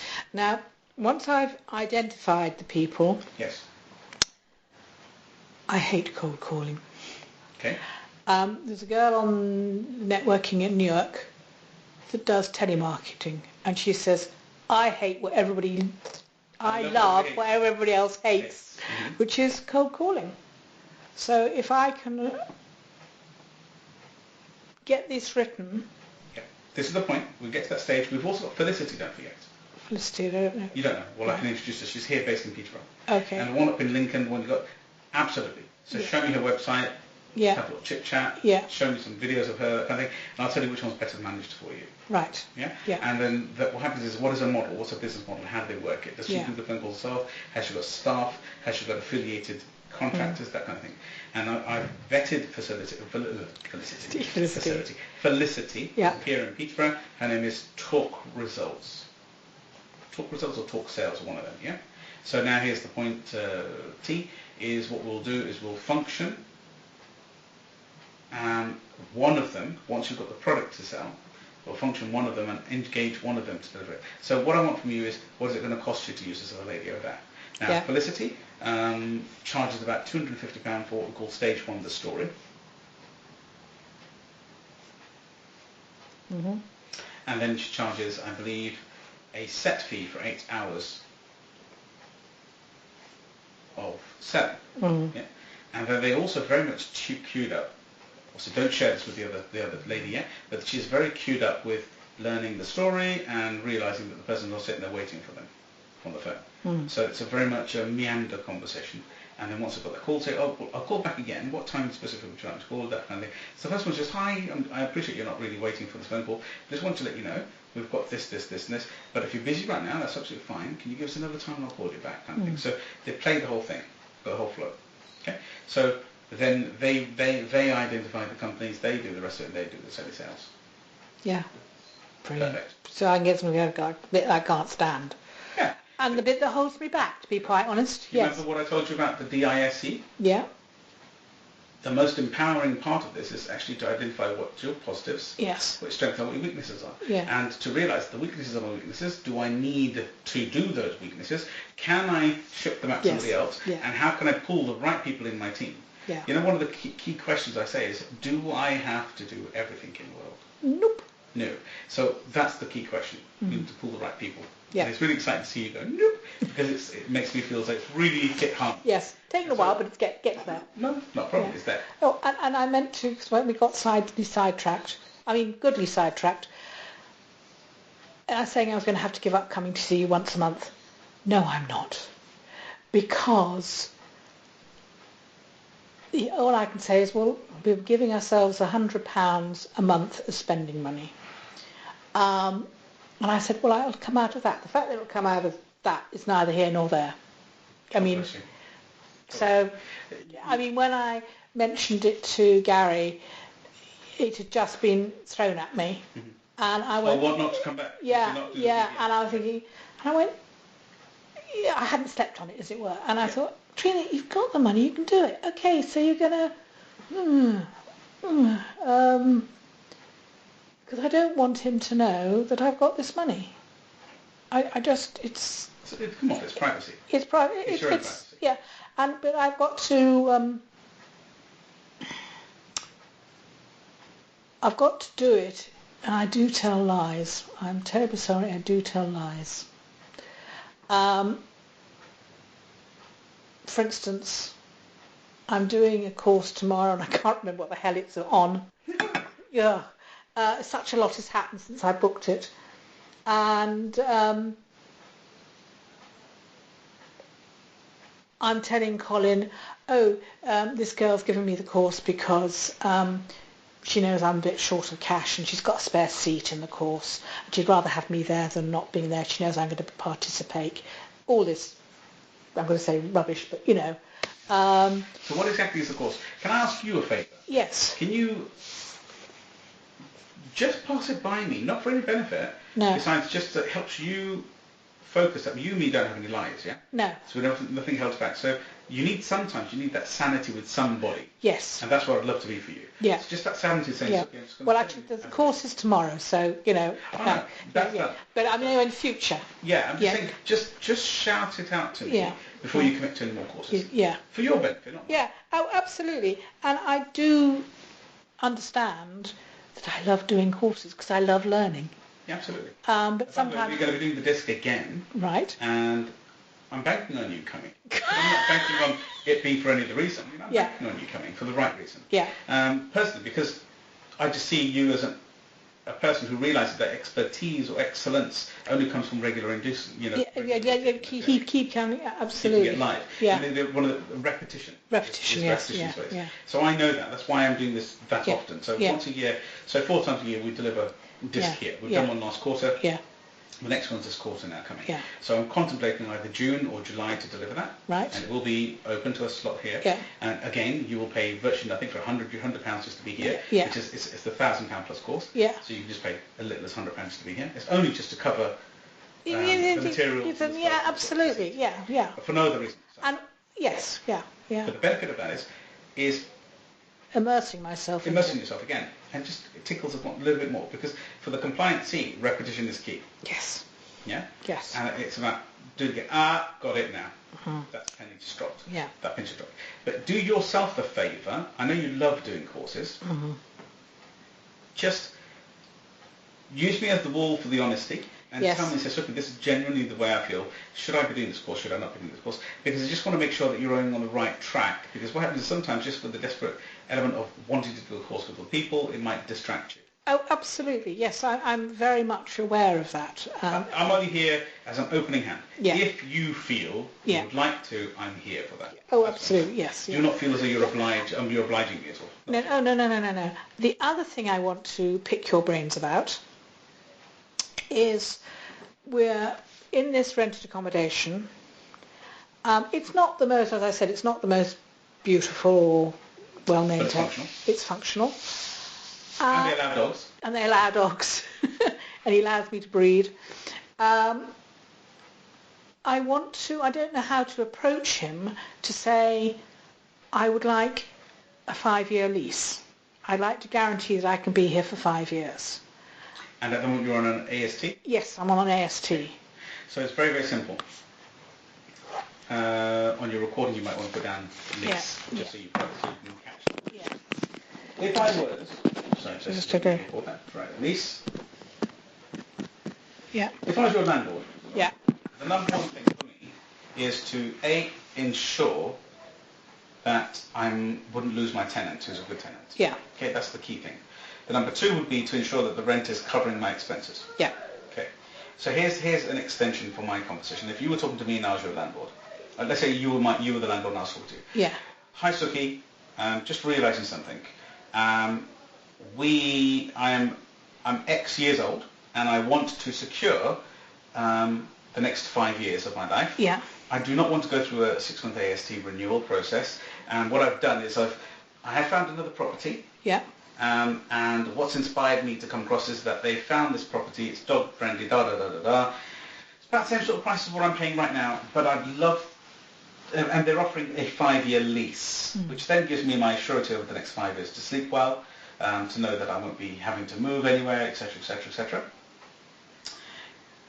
But I don't want to move really from where I am right now, because it's home for me. I really love it. I like you as a landlord. Can we discuss the opportunity of putting a lease in there which would help me sleep better at night? Yeah. And be very, very open about it in that context. So then, sorry?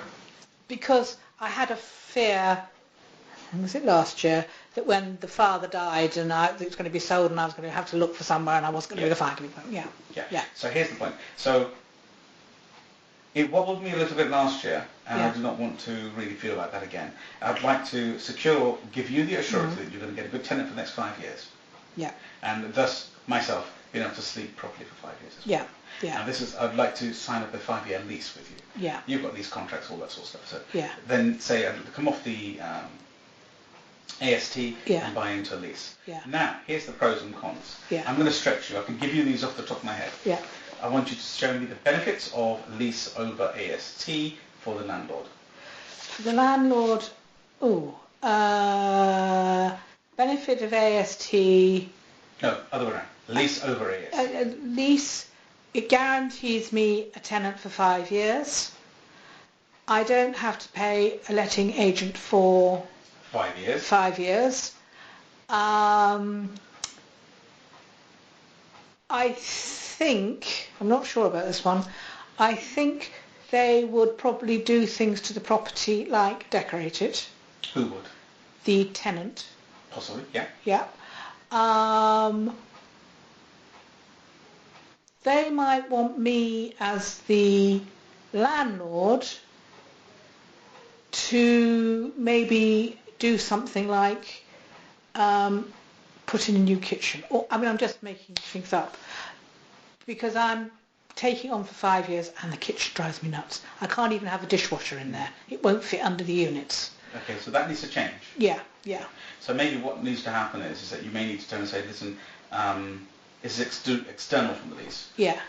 Say to your landlord, irrelevant to anything else. Yeah. Go back to them and say, I've got a quotation Yeah. for moving the surfaces Yes. up by 6 inches. Yeah. And this is where it's got to be. This is what I'd like to do. The kitchen needs to be, the cooker needs to be lifted up, everything needs to be lifted up, and the cost would be X. So I've got a quotation for this. Could you get a quotation, or alternatively, say I've not asked you to do anything in this house, just that one thing I can't physically work with anymore, my back hurts, blah, blah, blah, blah. Say I love living here, but I can't get this sorted. Can you please, give me £600, let me get the thing lifted. Alternatively, give me 1 month rent free so I can turn around and get it done myself. Yeah. Yeah. And then get it actioned. Yeah. See, when somebody tells me in a defined, definitive way, this is what I'm going to get done, this is the quotation, before they've even asked me for the money, say, here's a quotation. It'll cost £500 or £600 to get new worktops and fitted by a chippy. This is the guy who's going to lift it, and he's going to lift everything up. Yeah. Before anything else. So here's a couple of quotations, this is what it is. Would you like me to get this done, or would you like to get it done? Then we use a double bind process. Yeah. So we double bind them with an illusion of a message. Yeah. Say it's now a bit hard on my back, and say it's rather hard for me to work in this way. I need it lifting by X inches. Yeah. So my first suggestion would be is to go and get yourself a chippy, call him in, and ask him the height it's supposed to be. Yeah. And then work backwards from there. Yeah. Right. Yeah, and then get a quotation in, and then go to the landlord with a quote. That's how I would do that. Right. Okay. So here's the point. Here's the real benefits of lease. Right. Okay. So the benefits of lease are this: the landlord on bias to landlord. This is yes. They have a regular income of 5 years. The landlord can turn around and write into the lease certain things such as maintenance at certain levels, sustainability, repair, conditioning. And on an AST they can't do that. On an AST they have to put a deposit in. That's in they have to prove that you've diversified, that you've broken something to the back. With the lease they'll say, this is what it looks like right now, here's the pictures of this, you need to maintain this in this context. Yes. And they can actually allocate things such as, you are liable for, and it's all legal in the lease, for all communication with city council and council tax. Yes. You are liable for utilities. They can fix it and say, you are liable for broken windows, for carpets and replacing, because you have dogs, laminated floors, anything they want to do, they can actually put it into the lease. This is the benefit from the landlord. The upside is that they will actually have that lease lodged with the city council, registered with the city council like normal, and the property's value goes up because of the fact that it's got a lease on it. It's also the fact that this means that they are not going to be prosecuted for virtually anything on that lease. On an AST, the landlord can still be prosecuted for certain key things. On a lease, they can't be prosecuted for not having fire doors in the place because they've got HMO, or they can't do this because on the lease, I've leased it to this company. And they are a single lessee of the whole of this property. So it's up to them, right? So they are the benefits of that lease. But the upside, the benefit is that it's actually, if they lodge it, it works in their advantage with their mortgage. It will show that they've got a longer term lease. Yeah. Individual. Probably. No mortgage. Probably no mortgage. Yeah, but it still gets registered. Very good idea. Very good answer. But it still gets registered with City Council.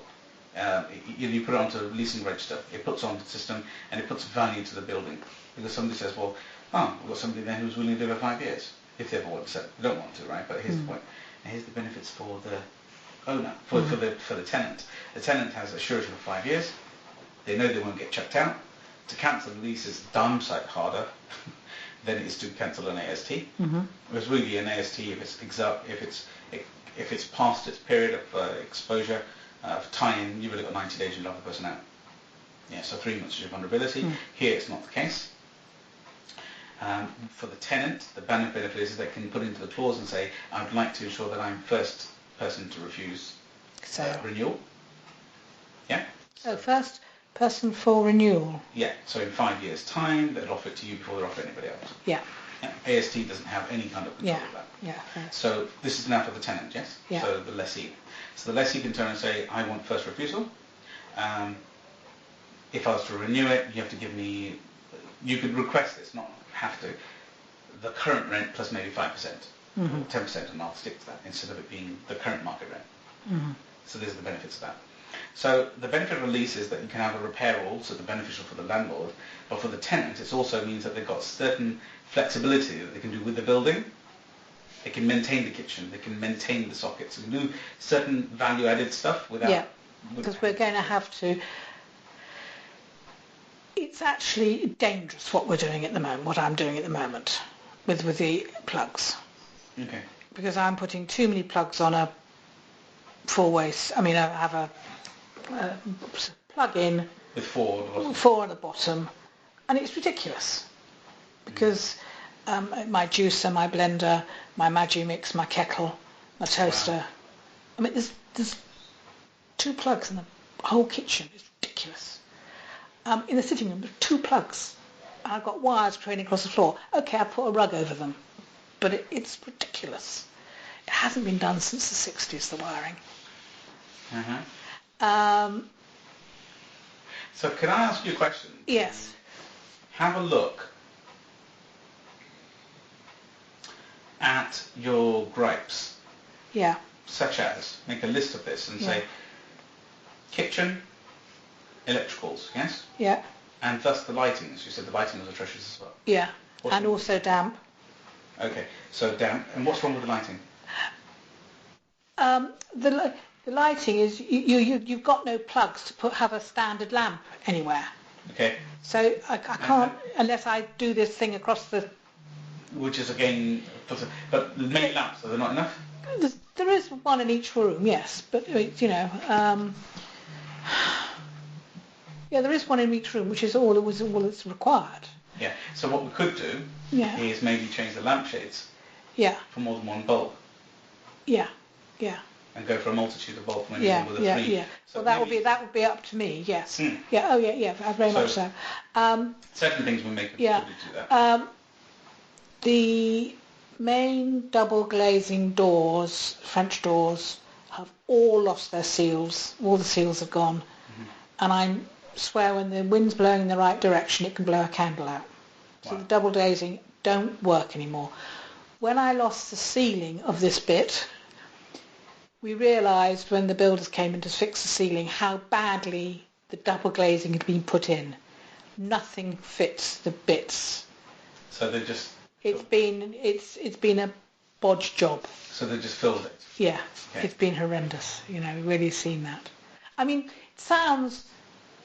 And it hasn't been decorated, I don't think, till the 60s. But I'm so used to, when I was used to, it doesn't matter what the building looks like, it's your home. And you've got your furniture in there, and therefore it's your home. And after a while, I don't see it. Yeah, good. Yeah. So, what could you do to make certain parts of it a little bit? Yeah. Well, I'd really like the double glazing sorted out in the sitting room. I mean, It is double glazed. It is double glazed, but it ain't works. Doesn't work. So the rubber seals are probably gone. All the seals have gone. You get draft. You get condensation between the 2 panes. But then that's double glazing is failed. So that means basically the glass is actually letting air and moisture in. Yes. So the seals are gone. Yeah, and also then you have where the door opens, it's letting the draft in still. Oh, round side. Yeah. Okay, so I've got a question to yourself. Do you have a copy of his house insurance? No, I wouldn't. It might be a good idea just to get a copy of it. Right. I'll tell you why. Because, is this a young person, old person?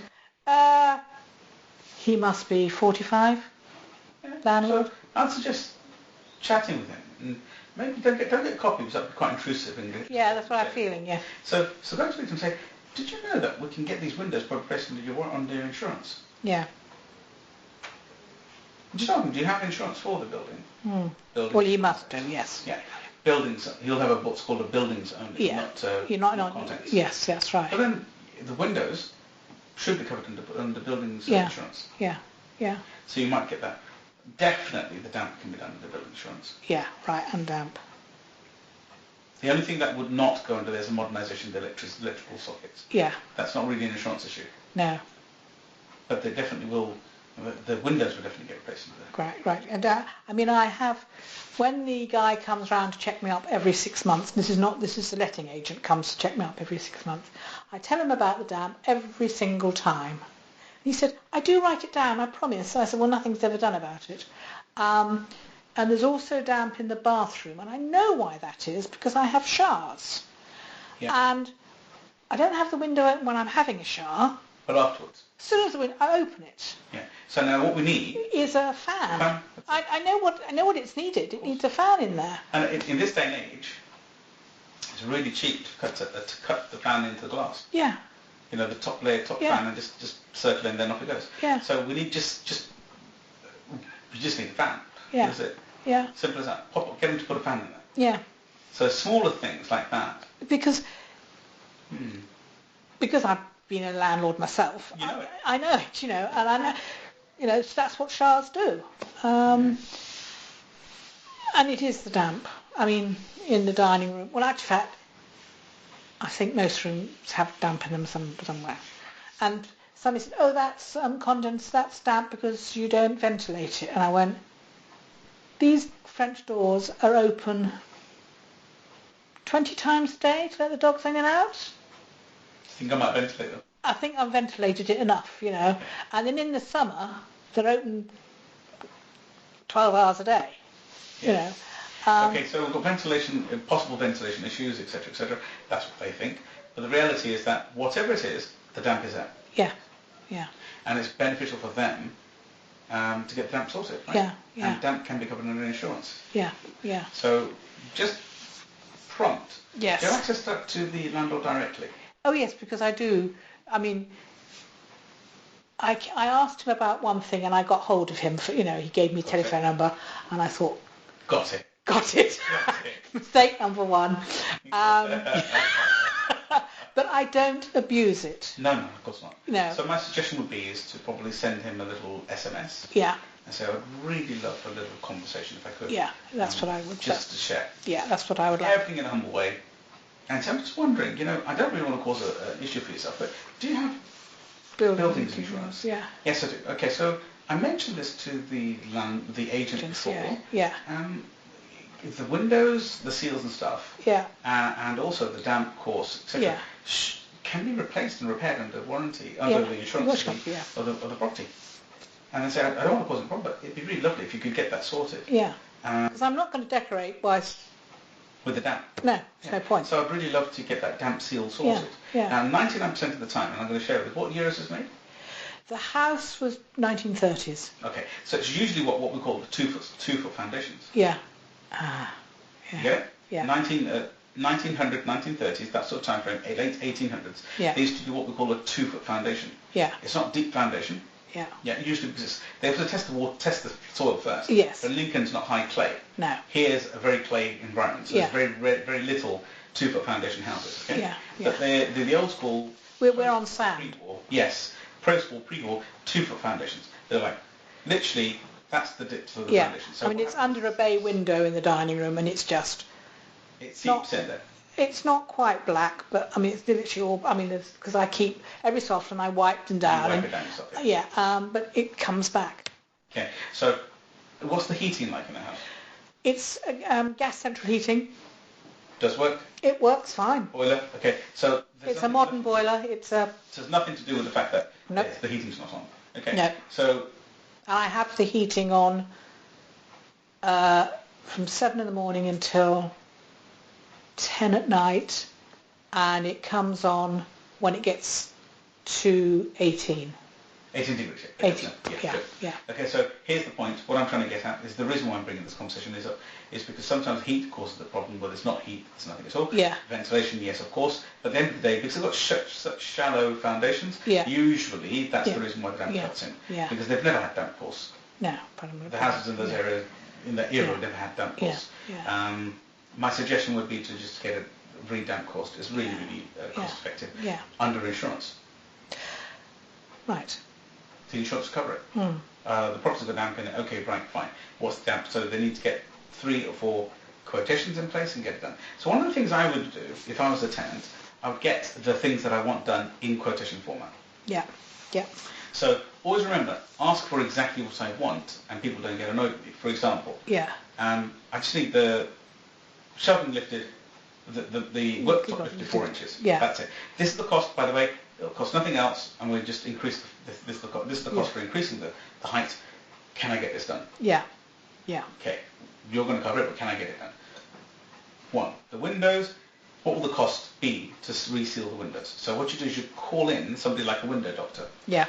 Yeah, and tell them to come and have a look at this to refurb the windows. Okay, and then get a quotation, written quotation from them. Yeah. Then you get the damp course people in and get them to do a written quotation. Mm-hmm. Now you've got 3 things you want doing. Now you have a meeting with them and say, I've just got these 3 things. I'm not causing, I love being here, by the way. I just wanted to have this discussion with you. And can I just ask you a question? What sort of percentage do you pay the agent? Because I've been here for quite some time. Because I'd like to turn this into putting a little bit more cash in your pocket. I'd like to turn this into a lease, so you don't have to have an agent in between. And I would think it's about 10%.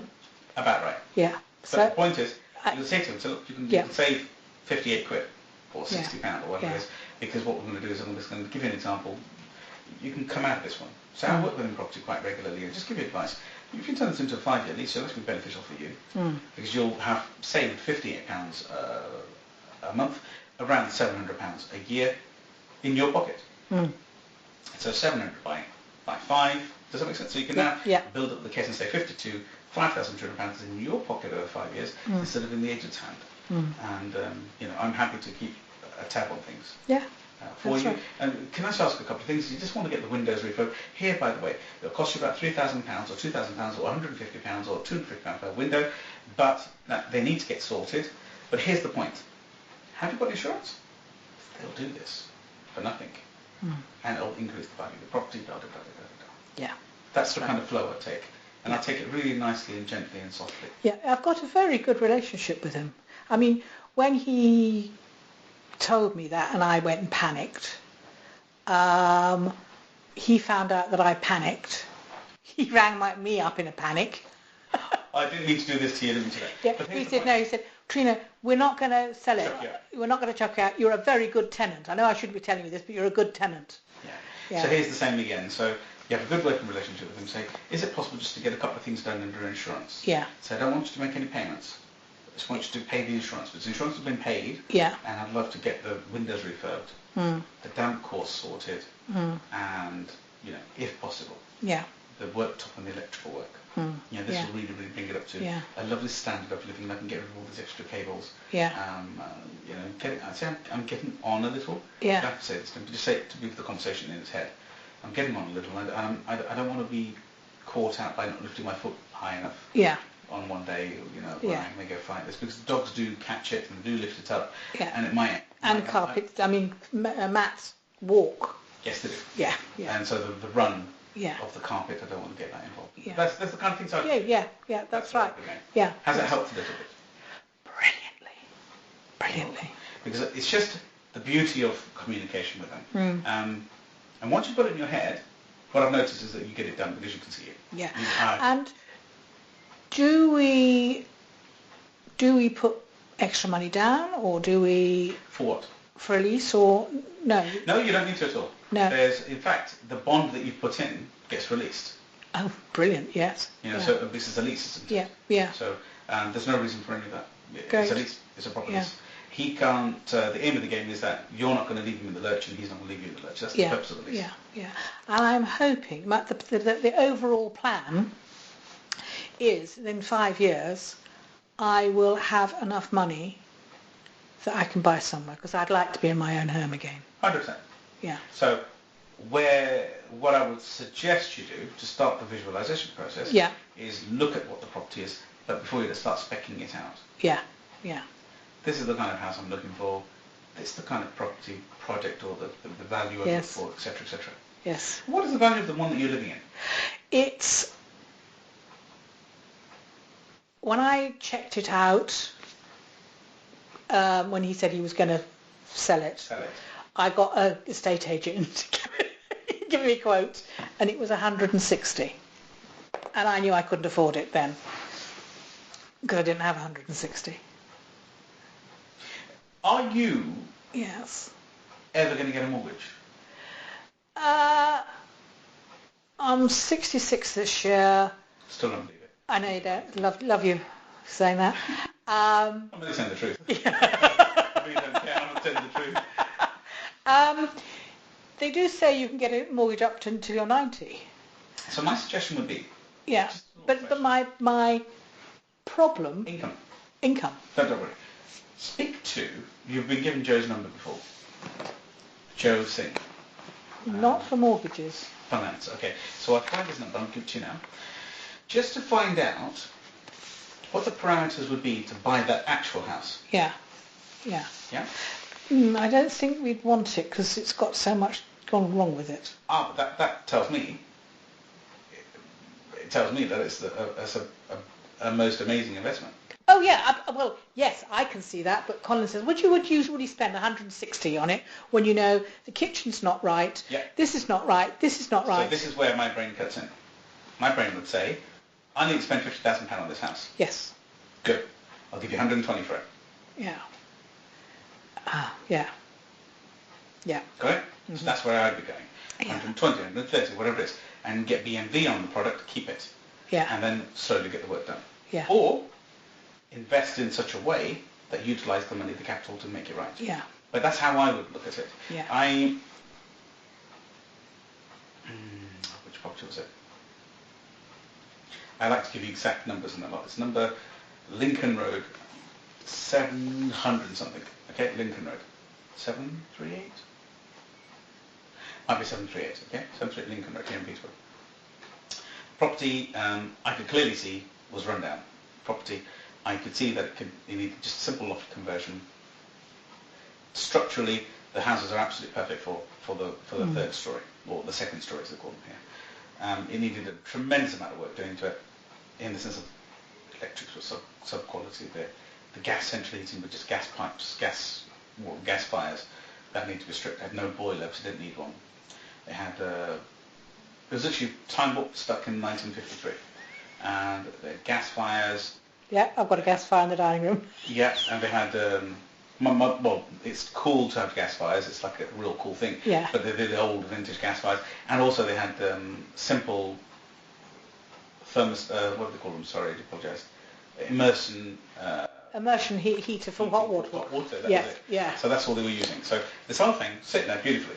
I purchased it in the end. I'm just saying, But I went in there. They wanted the actual property itself, to be honest, was probably worth about 180 to 190,000 pounds if it was done properly.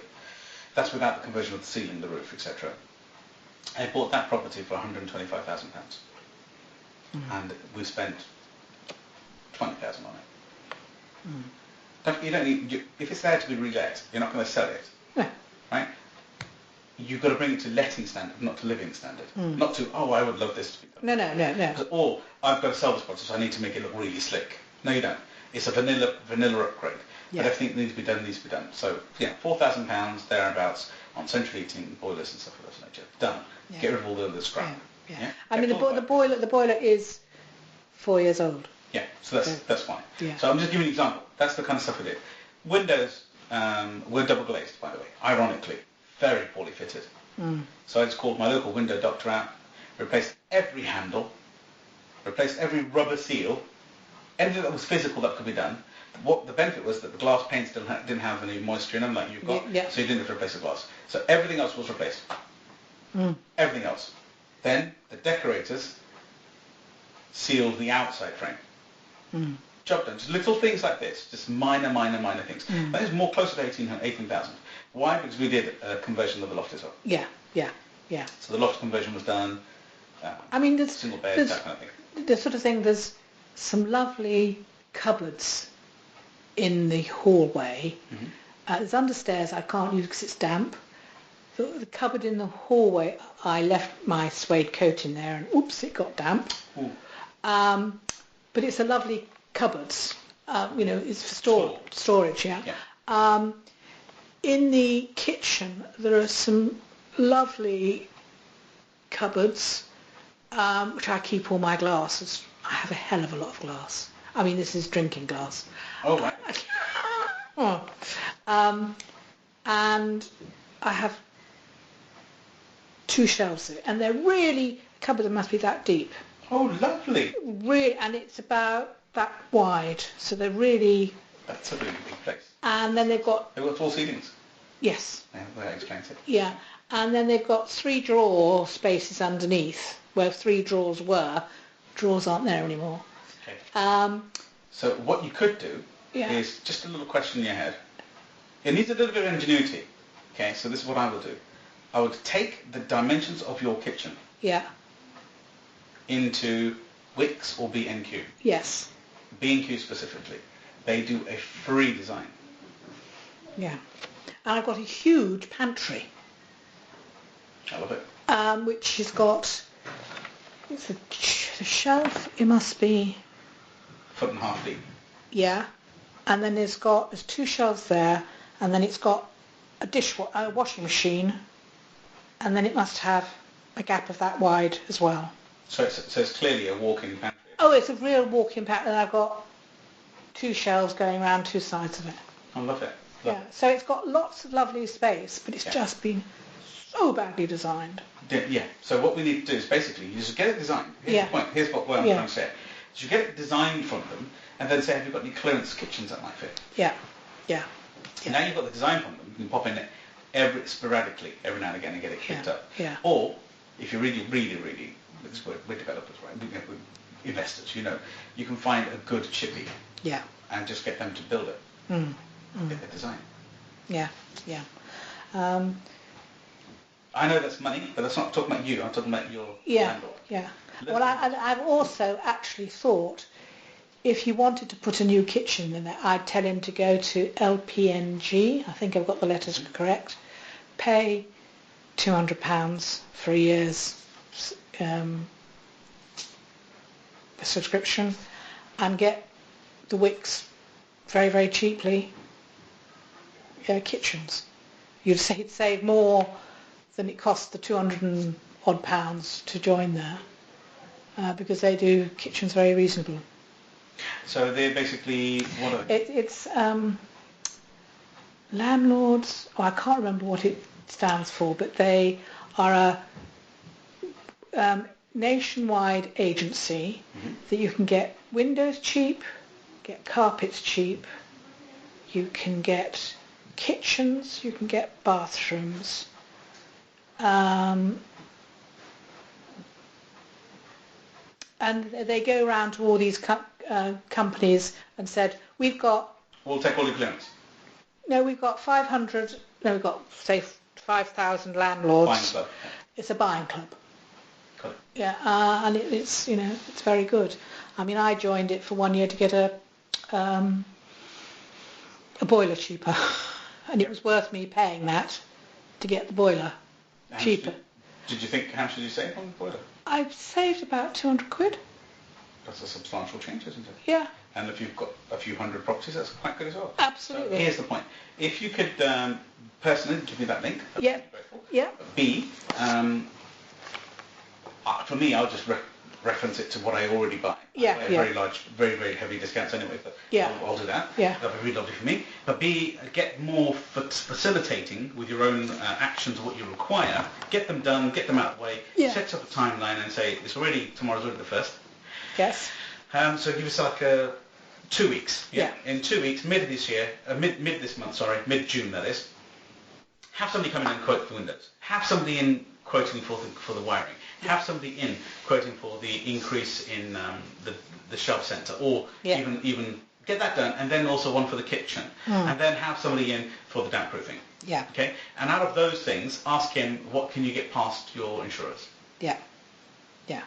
That's the principle of the design. Yeah, absolutely. Yeah. So get that past him, and then say, what we've got is we've got a renovation issue.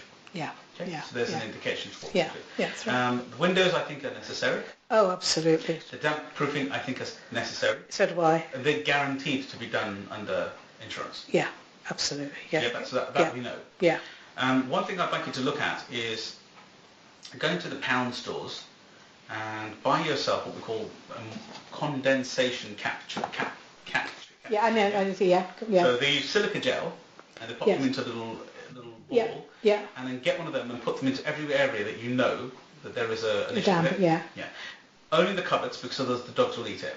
Right. Yeah. So cupboard 1, cupboard 2, cupboard 3, pantry, bathroom, all of these sort of areas, pop them there. Yeah. And what they do is they build up, you get a build-up of fluid, you just tip the fluid down the sink and put it back down again. Yeah. Yeah. Do that immediately. Yeah, I will do. Right. Pennies for the case. Yeah, yeah, I've seen them actually. Yes. Yeah, pennies. Yeah. Just invest them. Take 10.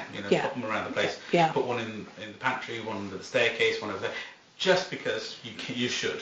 Yeah. For own health consciousness. That's what I'm interested in. That's right. Definitely. For the bathroom. Yeah. I'd probably put a couple in there. Yeah. Yeah. The other place I think which is necessary would be the pantry, because sometimes you have things in there which are edibles, may be effective. Actually, I don't think there's any damp in the pantry. I haven't smelt it. Yeah, and I think you'll realise why, because obviously there's a lot of cardboard and bits in there which absorbs moisture. Yes. So that's the reason why. So pop your bit there to keep the air from being slightly better. Yeah. That's principally it, just little things like that. Yeah, and there's one cupboard, there's a corner cupboard that I know is damp. Every time I open it, I go, ooh. Yeah. Yeah. So that corner cupboard needs one in there as well. Yeah, I mean it has china and stuff in it, so I don't put packets there, but it still needs. Wash it if we use it anyway. Yeah. We do anyway. Yeah. The question I'm just asking in these questions: are these helpful? Yes. Get some of these things cured from your brain, because a compliant C is knowing the compliant C, and I know you as with my heart. The compliant C requires just that little bit of these things ticked off. Yes. So I'd love you to turn around and it's about. I hadn't twigged that it could be done on insurance.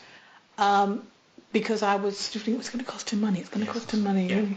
And I was always thinking for his pocket, which is absolutely respectful. Yeah, for his pocket. I mean, it's just that simple. Well, that's Trina. Yeah.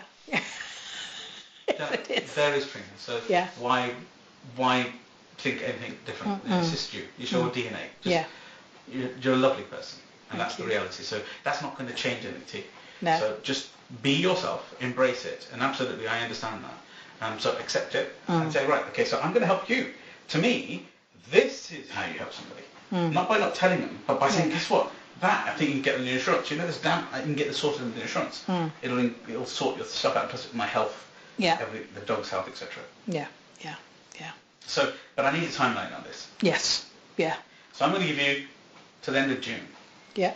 Second week, you need to get your quotations in. So it's kind of an immediacy. By the second week, when you come to the BBRs, I'd love you to turn around and tell me I've got some of these actions done. Yeah. I've got these quotations, this quotation. And please bring them with you. Just say, not for me, for everybody else. Say, look, I've done it. There's the quotation. That's it, job done. And then by the end of June, for us to turn around and say, just get me the insurance claim and I'll help you claim it, whatever it is. Yeah. But just so we can get this claim done, because it just needs to be done. It'll cost about £1,500. These windows need doing. Yeah. But it can come off your insurance. Yeah. So get your insurers to come out, loss adjust it, walk away. Yeah. 2 things. Yeah. Dampen windows. Yeah. And a funny thing is, if he may say it might be due to ventilation, say, I fully appreciate that, but if you can come to my house, just spend one day with us and see how ventilating the windows truly are when they're closed, you'll get my point. Yeah. In a nice way. Yeah. Yes, because I mean, it's when the wind blows from the south, it really does. You can feel it. Oh yeah, it'll cut your ankles off. Ooh. Yeah. Okay. Yeah. So how are you managing that right now? Oh, I have a terribly awful. I have a rug. I knew it. A rug in front of it. No, I don't have a rug. I've got curtains that come down to the floor. And they do come down. It's about that much too much. They're onto the floor, and I have a rug, a mohair rug that I shove around me. Okay. I mean, the dogs love it. Yeah. So they often actually are the. Hot. They are actually the. Can't think of the word. God, ridiculous. Are they your doorstops? They're my door draft excluders. Yeah, they sit there. Yeah, because they like it because it keeps them cool. And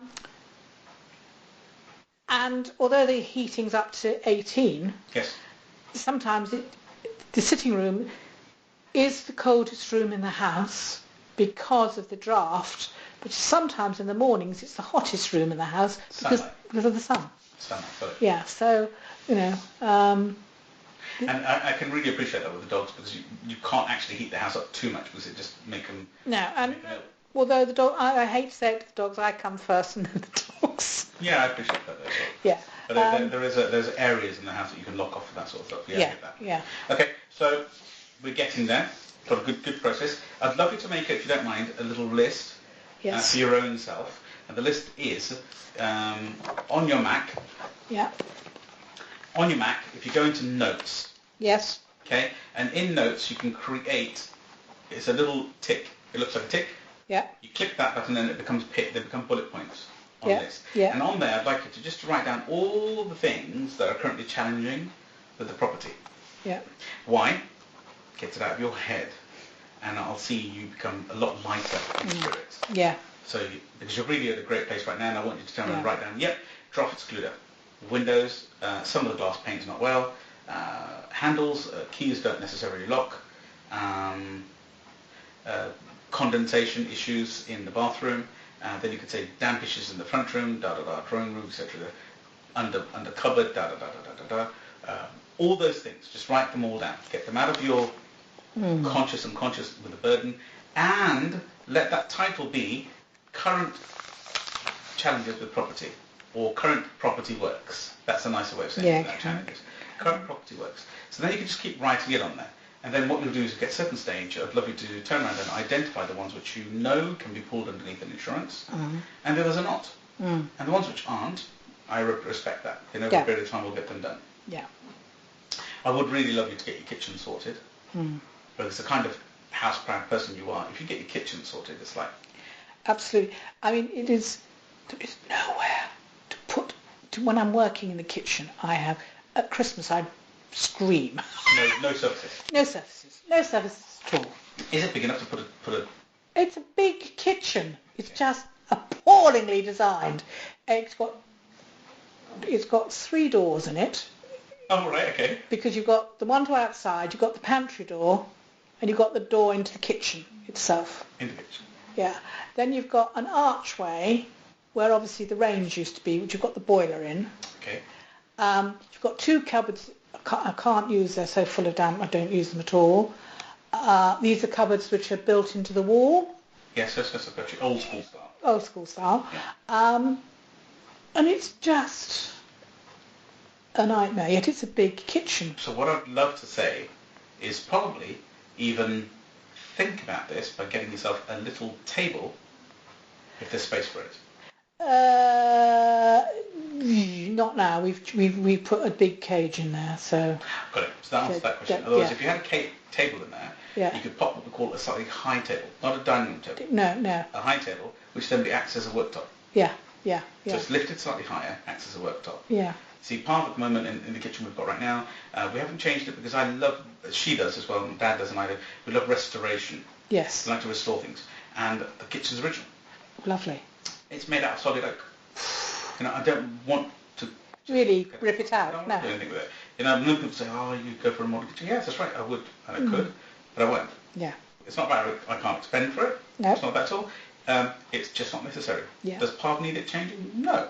Maybe we might change the worktops, which is going to come soon. Yes. That will really refresh the flow. Oh yeah, absolutely. But there's certain things like, for example, we've got this cabinet, we've got this separator. You remember in the 1970s, a lot of rooms were separated by wooden structures. Yes. But they were usually with shelves. Yes. It's like a two-way shelf. Yeah. So you've got like it's just open, right? Yeah. But you have just like a wooden frame, and you have like a shelf there, shelf there, shelf there, and you can pop things on there to make 2 rooms look beautiful. Yes. So we're actually going to, that's the only thing that I'm planning to do. It's a 1970s edition. It's the only thing I'm going to plan to trim down, remove, and thus it'll open up the kitchen. Yeah. The kitchen's not a small place, it's a big old kitchen. But it just means that it'll be lovely and open. Yeah. The kitchen originally, pre-1977, when he had the kitchen redone, had ceilings this high. Yeah, which then made it A, very hard to heat. Yes. B, very hard to expel air because it just went up. It went up. Yeah. And C, even when you had the expeller sat in there, it wouldn't be able to. It wouldn't suck the air out of the area, right? So you always had those stenchy smells. Yeah. So what he did is he had the whole thing dropped by 2.5 foot, and it's now what we call an 8-foot ceiling, or is it a 9? It's probably an 8-foot or a 9-foot ceiling, so it's quite a high ceiling. And he's brought it down to that, the previous owner has, he brought it down to that level. It's still that big outside. From the outside you can still see the edges and inside if you really know what you're looking for. And there's still a gap between the 2 ceilings. which is great for us because it acts as an engineering. Yeah. But inside, underneath that, if I wanted to, if I want to be really clever, we could take the whole of the ceiling out and we'll get the old ceiling back again. But we don't need to because it looks quite cool. It looks nice, and it makes it into a modern kitchen as opposed to a big old vintage kitchen. So I'm just giving an example. Little things like that I would do to the kitchen, but probably I'm not going to change it. We really love it. I think it's a beautiful kitchen. I mean, there's enough space there for what we call a central island and bits and bobs. Possibly I don't actually like that because I'm not really the type of person who wants to walk around my kitchen like a maze. Yeah. I love this open space here. So I love to be able to go, hey, and over this worktop and this worktop and this worktop, instead of having to go around a thing in the middle. Yeah. And it's really great for modern eating. Yeah. That makes sense. But old traditional kitchens or old traditional chefs don't like that middle island. No. Because it means that they have to walk around it. Yeah. You should have a triangle in a kitchen. Really? Yeah. Cooker, washing up, and fridge. Okay. Cooker, hand wash, and fridge. Yeah. Okay, got it. Or the sink, So they should be on one side each? Not necessarily, but they shouldn't be miles from each other. One of the kitchens, Old Forest Mill, the fridge, the kitchen and dining room was about this length, this room, narrower, but about the kitchen part was all up this end and the fridge was right down the other end. It's ridiculous. Yeah. So we did a little portion wall halfway along popped it in the middle. and made it to fit the freezer and the fridge. Now, that's what I believe was the current problem pre-1977 with the house. Yeah. Because it's a big kitchen. Yeah. Yeah, comparatively. Yeah. And there was a section which was known as the larder window. Yeah. And the meats were cut in the cold room. Yes. And they'll pass through a little hatch. Yeah. This is a manor house. Yeah. It was passed through a hatch, and that hatch was then a different surface for different areas and work. And all that's been removed, and it's been made into a smaller kitchen on one side, and one side sitting area. I'm just giving an example. Yeah. So you're spot on there. That's what happened. So the current kitchen is, if this was the rear aspect, which it is, it's cooker. Yeah. Heat. And you shouldn't have to walk miles, because that is really where you're going to be walking. Those are the 3 ones. Beautiful. So they have those 3. In my head. It's actually exactly how that was. And from a lot of design work within kitchens and stuff, in hindsight makes a lot of sense. Yeah. But now we know the Holy Grail in the context. Yeah, that's right, because that's where most people do all their walking. Yeah. And the other challenge we've got in our kitchen, the one thing that I don't like, Parv doesn't really mind, is the oven is next to the fridge. Yeah, it shouldn't be. No, but it's designed in. It's a completely built-in kitchen, so it's already there. Yeah. There is a double thermal panel between it, so it doesn't heat it up, but it is still next to it. Yeah. Now, as much as we do or do not understand or agree, it will make an effect. Yeah. If it's got double thermal, you should be okay. Yeah. But it does heat up, and the air outside does heat up. So when you're opening up the fridge and the oven is on, it will suck in hot air. When I designed my kitchen, when I was doing it in commercial, it was a family kitchen, but I used it commercially. So it looked like an ordinary kitchen. You wouldn't have known it was commercial. Right. The appliances were upgraded. I had an island, a peninsula in the middle of it.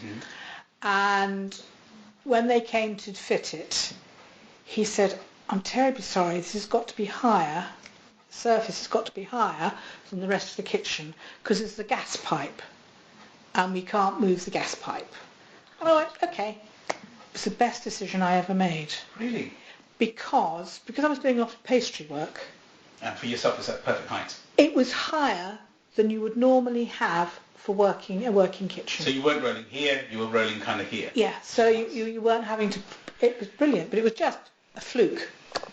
So when we live and we learn. Yeah, absolutely.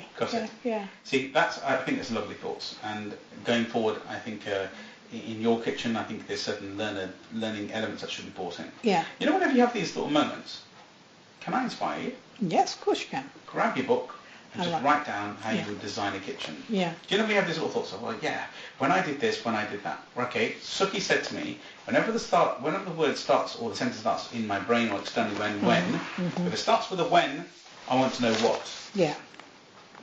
So it's a when I did this, I had this done to my kitchen, this is what happened.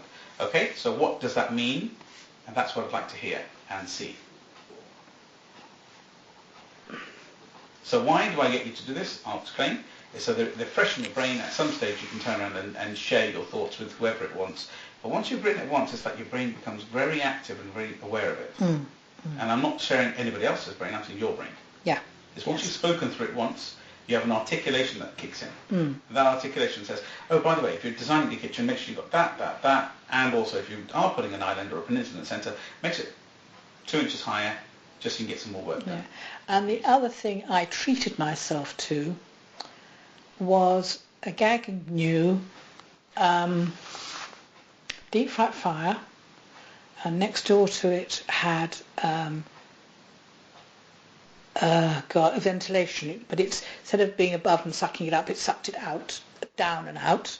Down and out, okay. Yeah, so the fat came, the fat was there, the smell from the fat went straight out without having to go 4 foot. Or 3 feet, yes, that's right, so they give it more chance to get out. Yeah. Go straight out. Oh, that's very clever. And then next door to that, I had a barbecue grill. Interesting. Which had lava stones in it. And then a metal thing, and the lava stones would heat up with gas? With electric, and it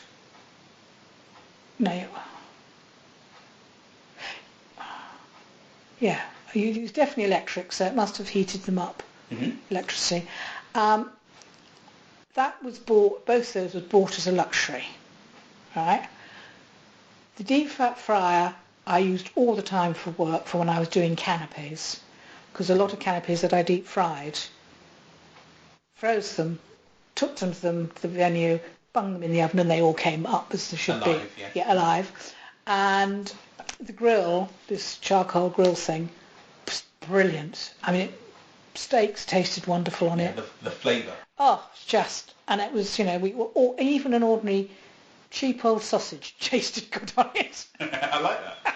I've never thought about putting a griddle or something in. Well, actually, no, I'm wrong. In my previous house, not this one, the one we grew up in, in Ledbury Road, where I spent 27 years of my life, we always had a griddle. We always had one of those grill ovens. Yeah, the old school style grill oven. Very big, made by Cordon Bleu, so very good brand. Yeah.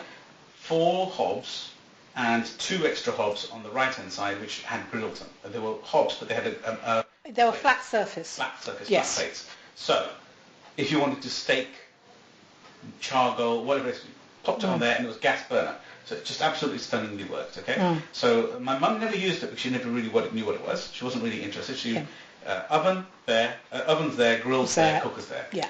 But as we grew older, we turned and said, oh, what's this then?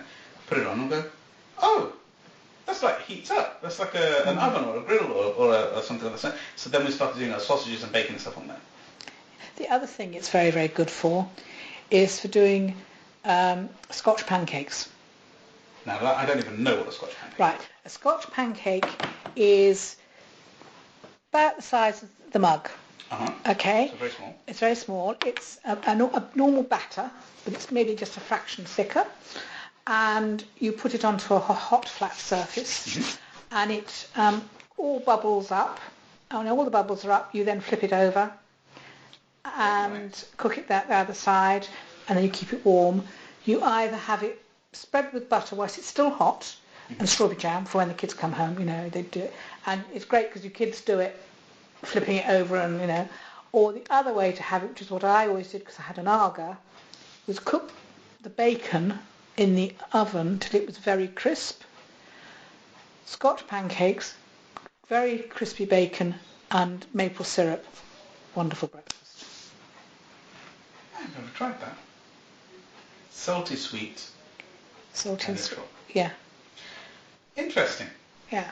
My nephew was telling me just last night or the night before, he said he went to somewhere in London and he ordered this milkshake, and it was salty sweet, Mm-hmm. right? And it was called the Elvis something. The Elvis, call it the Elvis milkshake, okay, whatever it was, Elvis smoothie. So he had in there, he had maple syrup, bits of pancake, bacon in the smoothie, and he had vanilla ice cream. He had the base of milk. He had all the usual stuff you have with it, but he had bacon in there. And he goes, it was just really odd and tastes amazing. He Yes, said. it would, yeah. It was like a sugar sweet, Yeah, and it's a salty salt. bacon, Yeah. creamy flavour from the milk and Yeah. the butter. Not butter, it was the milk and stuff. And he goes, it was amazing. I said, really?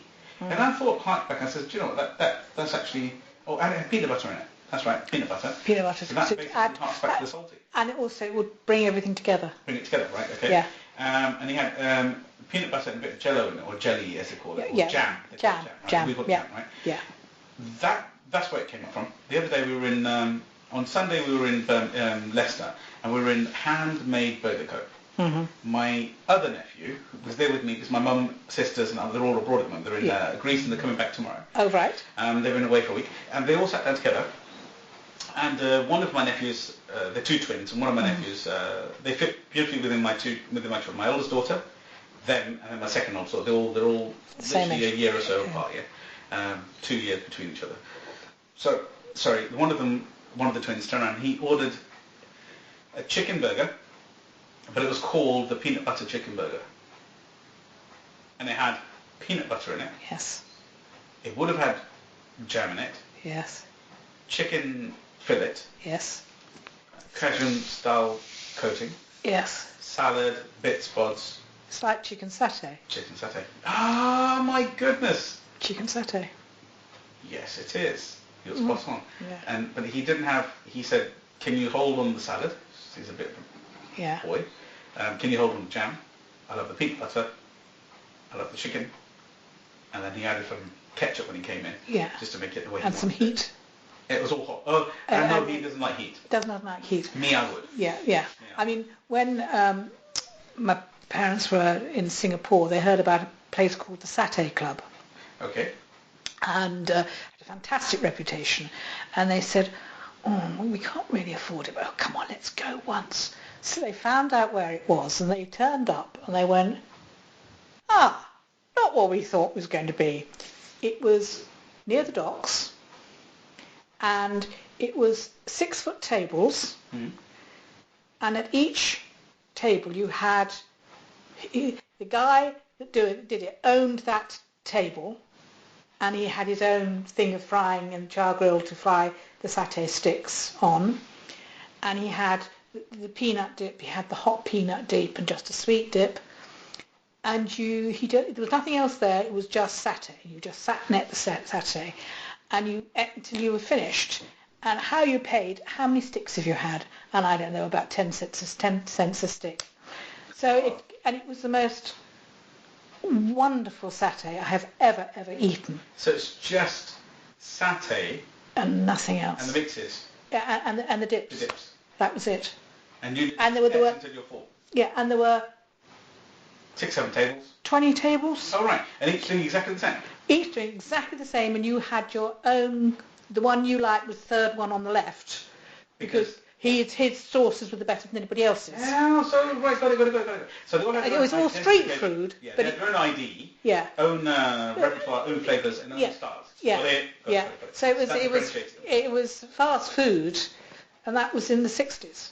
Well, I tell you what, when I was in Singapore mid last year on some business, I was there and they took me to the river. Yes. Sorry, to the sea port. Yes. Obviously, it's substantially changed. Oh, of course it has. Totally. Yes. Went over there and literally they had what you just said, but they didn't have the satay tables. They had huts. Huts. Okay. Right. Yeah. And literally, I'm not joking. You came in, open air, sit down area. Everyone sat communally. Oh yes, it was all. Tables Yeah. full. All. And all you do is just walk past and have whatever you want from whichever one of those stalls you wanted. Yeah. A bit like a food court, but not Yeah. an air food court. You'd order it, buy it, bring it on your plate, sit down. They'll come and find you. They'll deliver your food. You go and pay for it, sit down, and they'll find you and put your food down in front of you. You just Oh, this I meant to say was all open air. Ah, so it's the same thing then. Yeah, same So thing. what they've done is they've probably realised that's actually what they call their heritage and Yeah, something unique yeah, they do. yeah. Because I do find that Singapore cuisine unbelievably balanced. I can remember having chili crab at Pasir Panjang, right on the seafront. Got it. And it was chili. It was wonderful. I tell you what, I'm going to do. You know, I remember telling you I was trying to take our people to just another area where my brain works and functions and how I know about the world. I mean, there's 3 or 4 places. Obviously, you've got all the Cayman Island, Barbados, Jamaica, all that sort of tax haven area. Then you've got another area in the centre, which is Dubai. And then you've also got eastern areas, which are Singapore. And then you've got far eastern areas, which are Hong Kong. Yeah. And so it's kind of the central band of the world, isn't it? So wherever you go, you've got this sort of flow. And then there are mid and southern Americas, which are in the same havens. Not so stable, but they are there. Yeah. And then you've got all the Brit stuff as well, you know, like the Jersey Islands, the Cayman Islands, the Jersey, the Isle of Man, and that kind of stuff.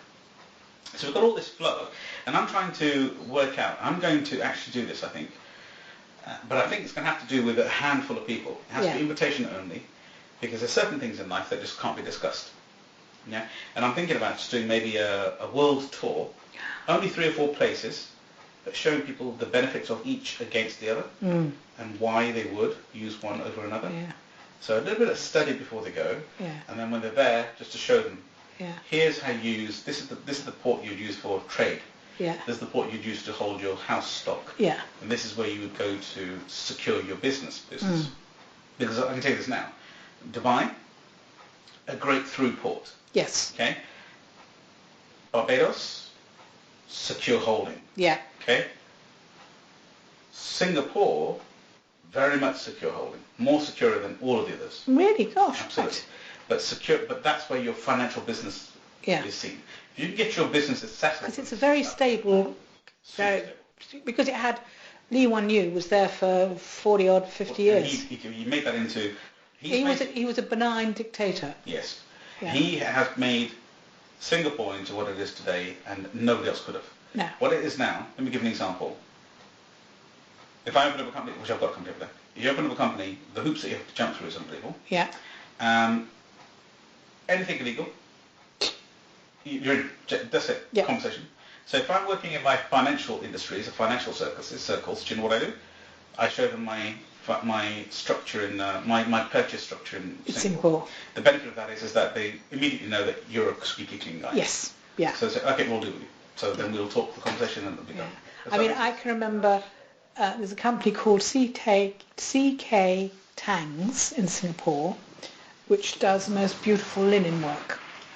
It's actually more like a department store, but I remember one of the sections was it does this marvellous table linen.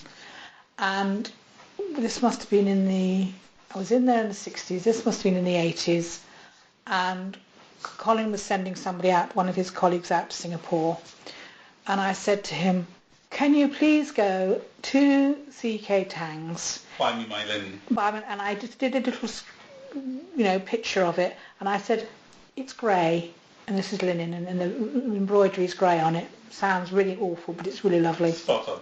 And he came back, and I practically went nuts about the carrier bag, just as I did about the linen as well. Oh, lovely. Yeah. So they really have something special over there. They do know, but then Dubai is, you can still get things done which you shouldn't get done. Does it make sense? Mm-hmm. It's not so stable in the sense of it's like, okay. Yeah. They still do. Singapore? Yeah. But they still, I'm sure, they still barter not barter. Bartering is different. I'm talking about business structure. Oh, business structures, yeah. Oh, they don't mess around with business structure. If you open up a business over there are legal requirements bar. No. Brilliant. Don't get it done. You don't. They seize your asset, close your company. Fantastic. It's simple. Not interested. I think it should be done all over the world. Not possible though. I agree with you there. Yeah. But this is also now the USP of Singapore. Ah, yes. So Singapore's known for that quality, that assurity, that regularity. People who open up a company in Singapore, they know that they've been vetted, checked, they have a stable environment, and if they're passing in through that place, it will get checked, triple checked and double checked. So all of the finance houses, all of them, Very safe. Have a holding in Singapore. Yeah. So a lot of the investment houses that we have, for example, give us your money and we'll give you 3% a year. Right. They do. Yeah. Still buy at 6%, you know. Yeah. And they have the money in there and they put it away. And they hold themselves statutory in Singapore so that you have an surety in the country. Let me give you an example. Let's give you a bit more example. Very expensive to live there. Yes. Sure. If you go and buy even just a McDonald's, it's an equivalent of £8. Is it? Oh gosh, yes. Because it was so cheap when I was there. It was dirt cheap. No. And the certain markets you went on in the evenings. They were even cheaper. Yeah, absolutely. Yeah, no, none of that. It's not there. It's just such an expensive place to live because the real estate, the land is so small. Yes, absolutely. I mean, we lived in. Tony worked for the army. He was in the army. He was in the army, and this was going to be Mum's first married quarters with him. Oh. And she turned it down. And you just didn't do that. Wow. Because she said, I'm not living here. It was awful. Yeah. And so Tony had to go and find a flat. An expensive flat. And so he found a flat. He was actually in the same block as flats as his captain. So he had to ask his captain, do you mind if I have... Do you mind? Yeah. Yes. That's an etiquette. Yeah, absolutely. And it was wonderful because the captain was on the ground floor and we were on the third floor, which meant we had all the breeze coming through. Oh, wonderful. And it was at Passapartout. I love that sort of stuff. Yeah. And I went over there and had a tremendous time with such distinct visual changes and understanding, because there's a very established Indian culture over there. Yeah. Very established Indian business culture over there. Oh, very much so. Most of the malls are owned by Indian, Pakistani or some kind of origin. People were there throughout the whole of that transitional period. So they owned the land or they bought the property or something like that. So it's a very, very respectful space around Indians, Asians. It's very, very good business. I mean, I love it there. And one of the reasons Mum turned it down was because she was the daughter of a brigadier. Makes sense. And, she was... Yeah, that's right. That makes a lot of sense. And the fact that she was married to a sergeant was neither here nor there. She said, no way, I'm not going to live there. Let's bring it up. Yeah. Let's bring it up. In fact, let me show you how to live. Yeah, but it's the most beautiful part of life, isn't it? Such great memories. Yeah. Remember one thing. Always remember these dear memories that come up and think about how you did certain things. Oh, yes. But write them down. Oh, for instance, we were talking about this the other day. I will never, ever buy white shoes. Because only the wrong type of woman would ever buy a white pair of white shoes. Makes a lot of sense. Okay. Even when I got married, they were cream. They're really white shoes, you're off the streets. Bless you. There's a lot of knowledge that seems to have been lost. Yeah. For instance, I never bought a pair of jeans until I was in my 50s. Because jeans are working men's trousers. Correct. Okay. That's how they were when introduced, yeah? Yeah. And we always used to change for dinner. And I was not allowed to wear trousers for dinner. You don't wear trousers for dinner. That's so lovely. Yeah. So that's why... Well, this etiquette is what needs to be rewritten. Very rarely do I wear trousers for going out. I do have a couple of really nice trousers. I mean, yours is very dainty. You look so beautifully polished, is the word. Yeah, because I like. I mean, at home I'm in jeans and a sloppy Joe. If you know what a sloppy Joe is. I don't. All right. A sloppy Joe is a jumper that's too big. And it's just comfy. It's just comfy. It's one of the comfies. Now I know what that is because my second oldest daughter does just that. Yeah. You know what we haven't talked about is about the contract for the money. It was on my first agenda actually, but we got distracted. We did, absolutely. Now, here's the context. The contract for the money, you can press pause by the way. Yeah, sorry.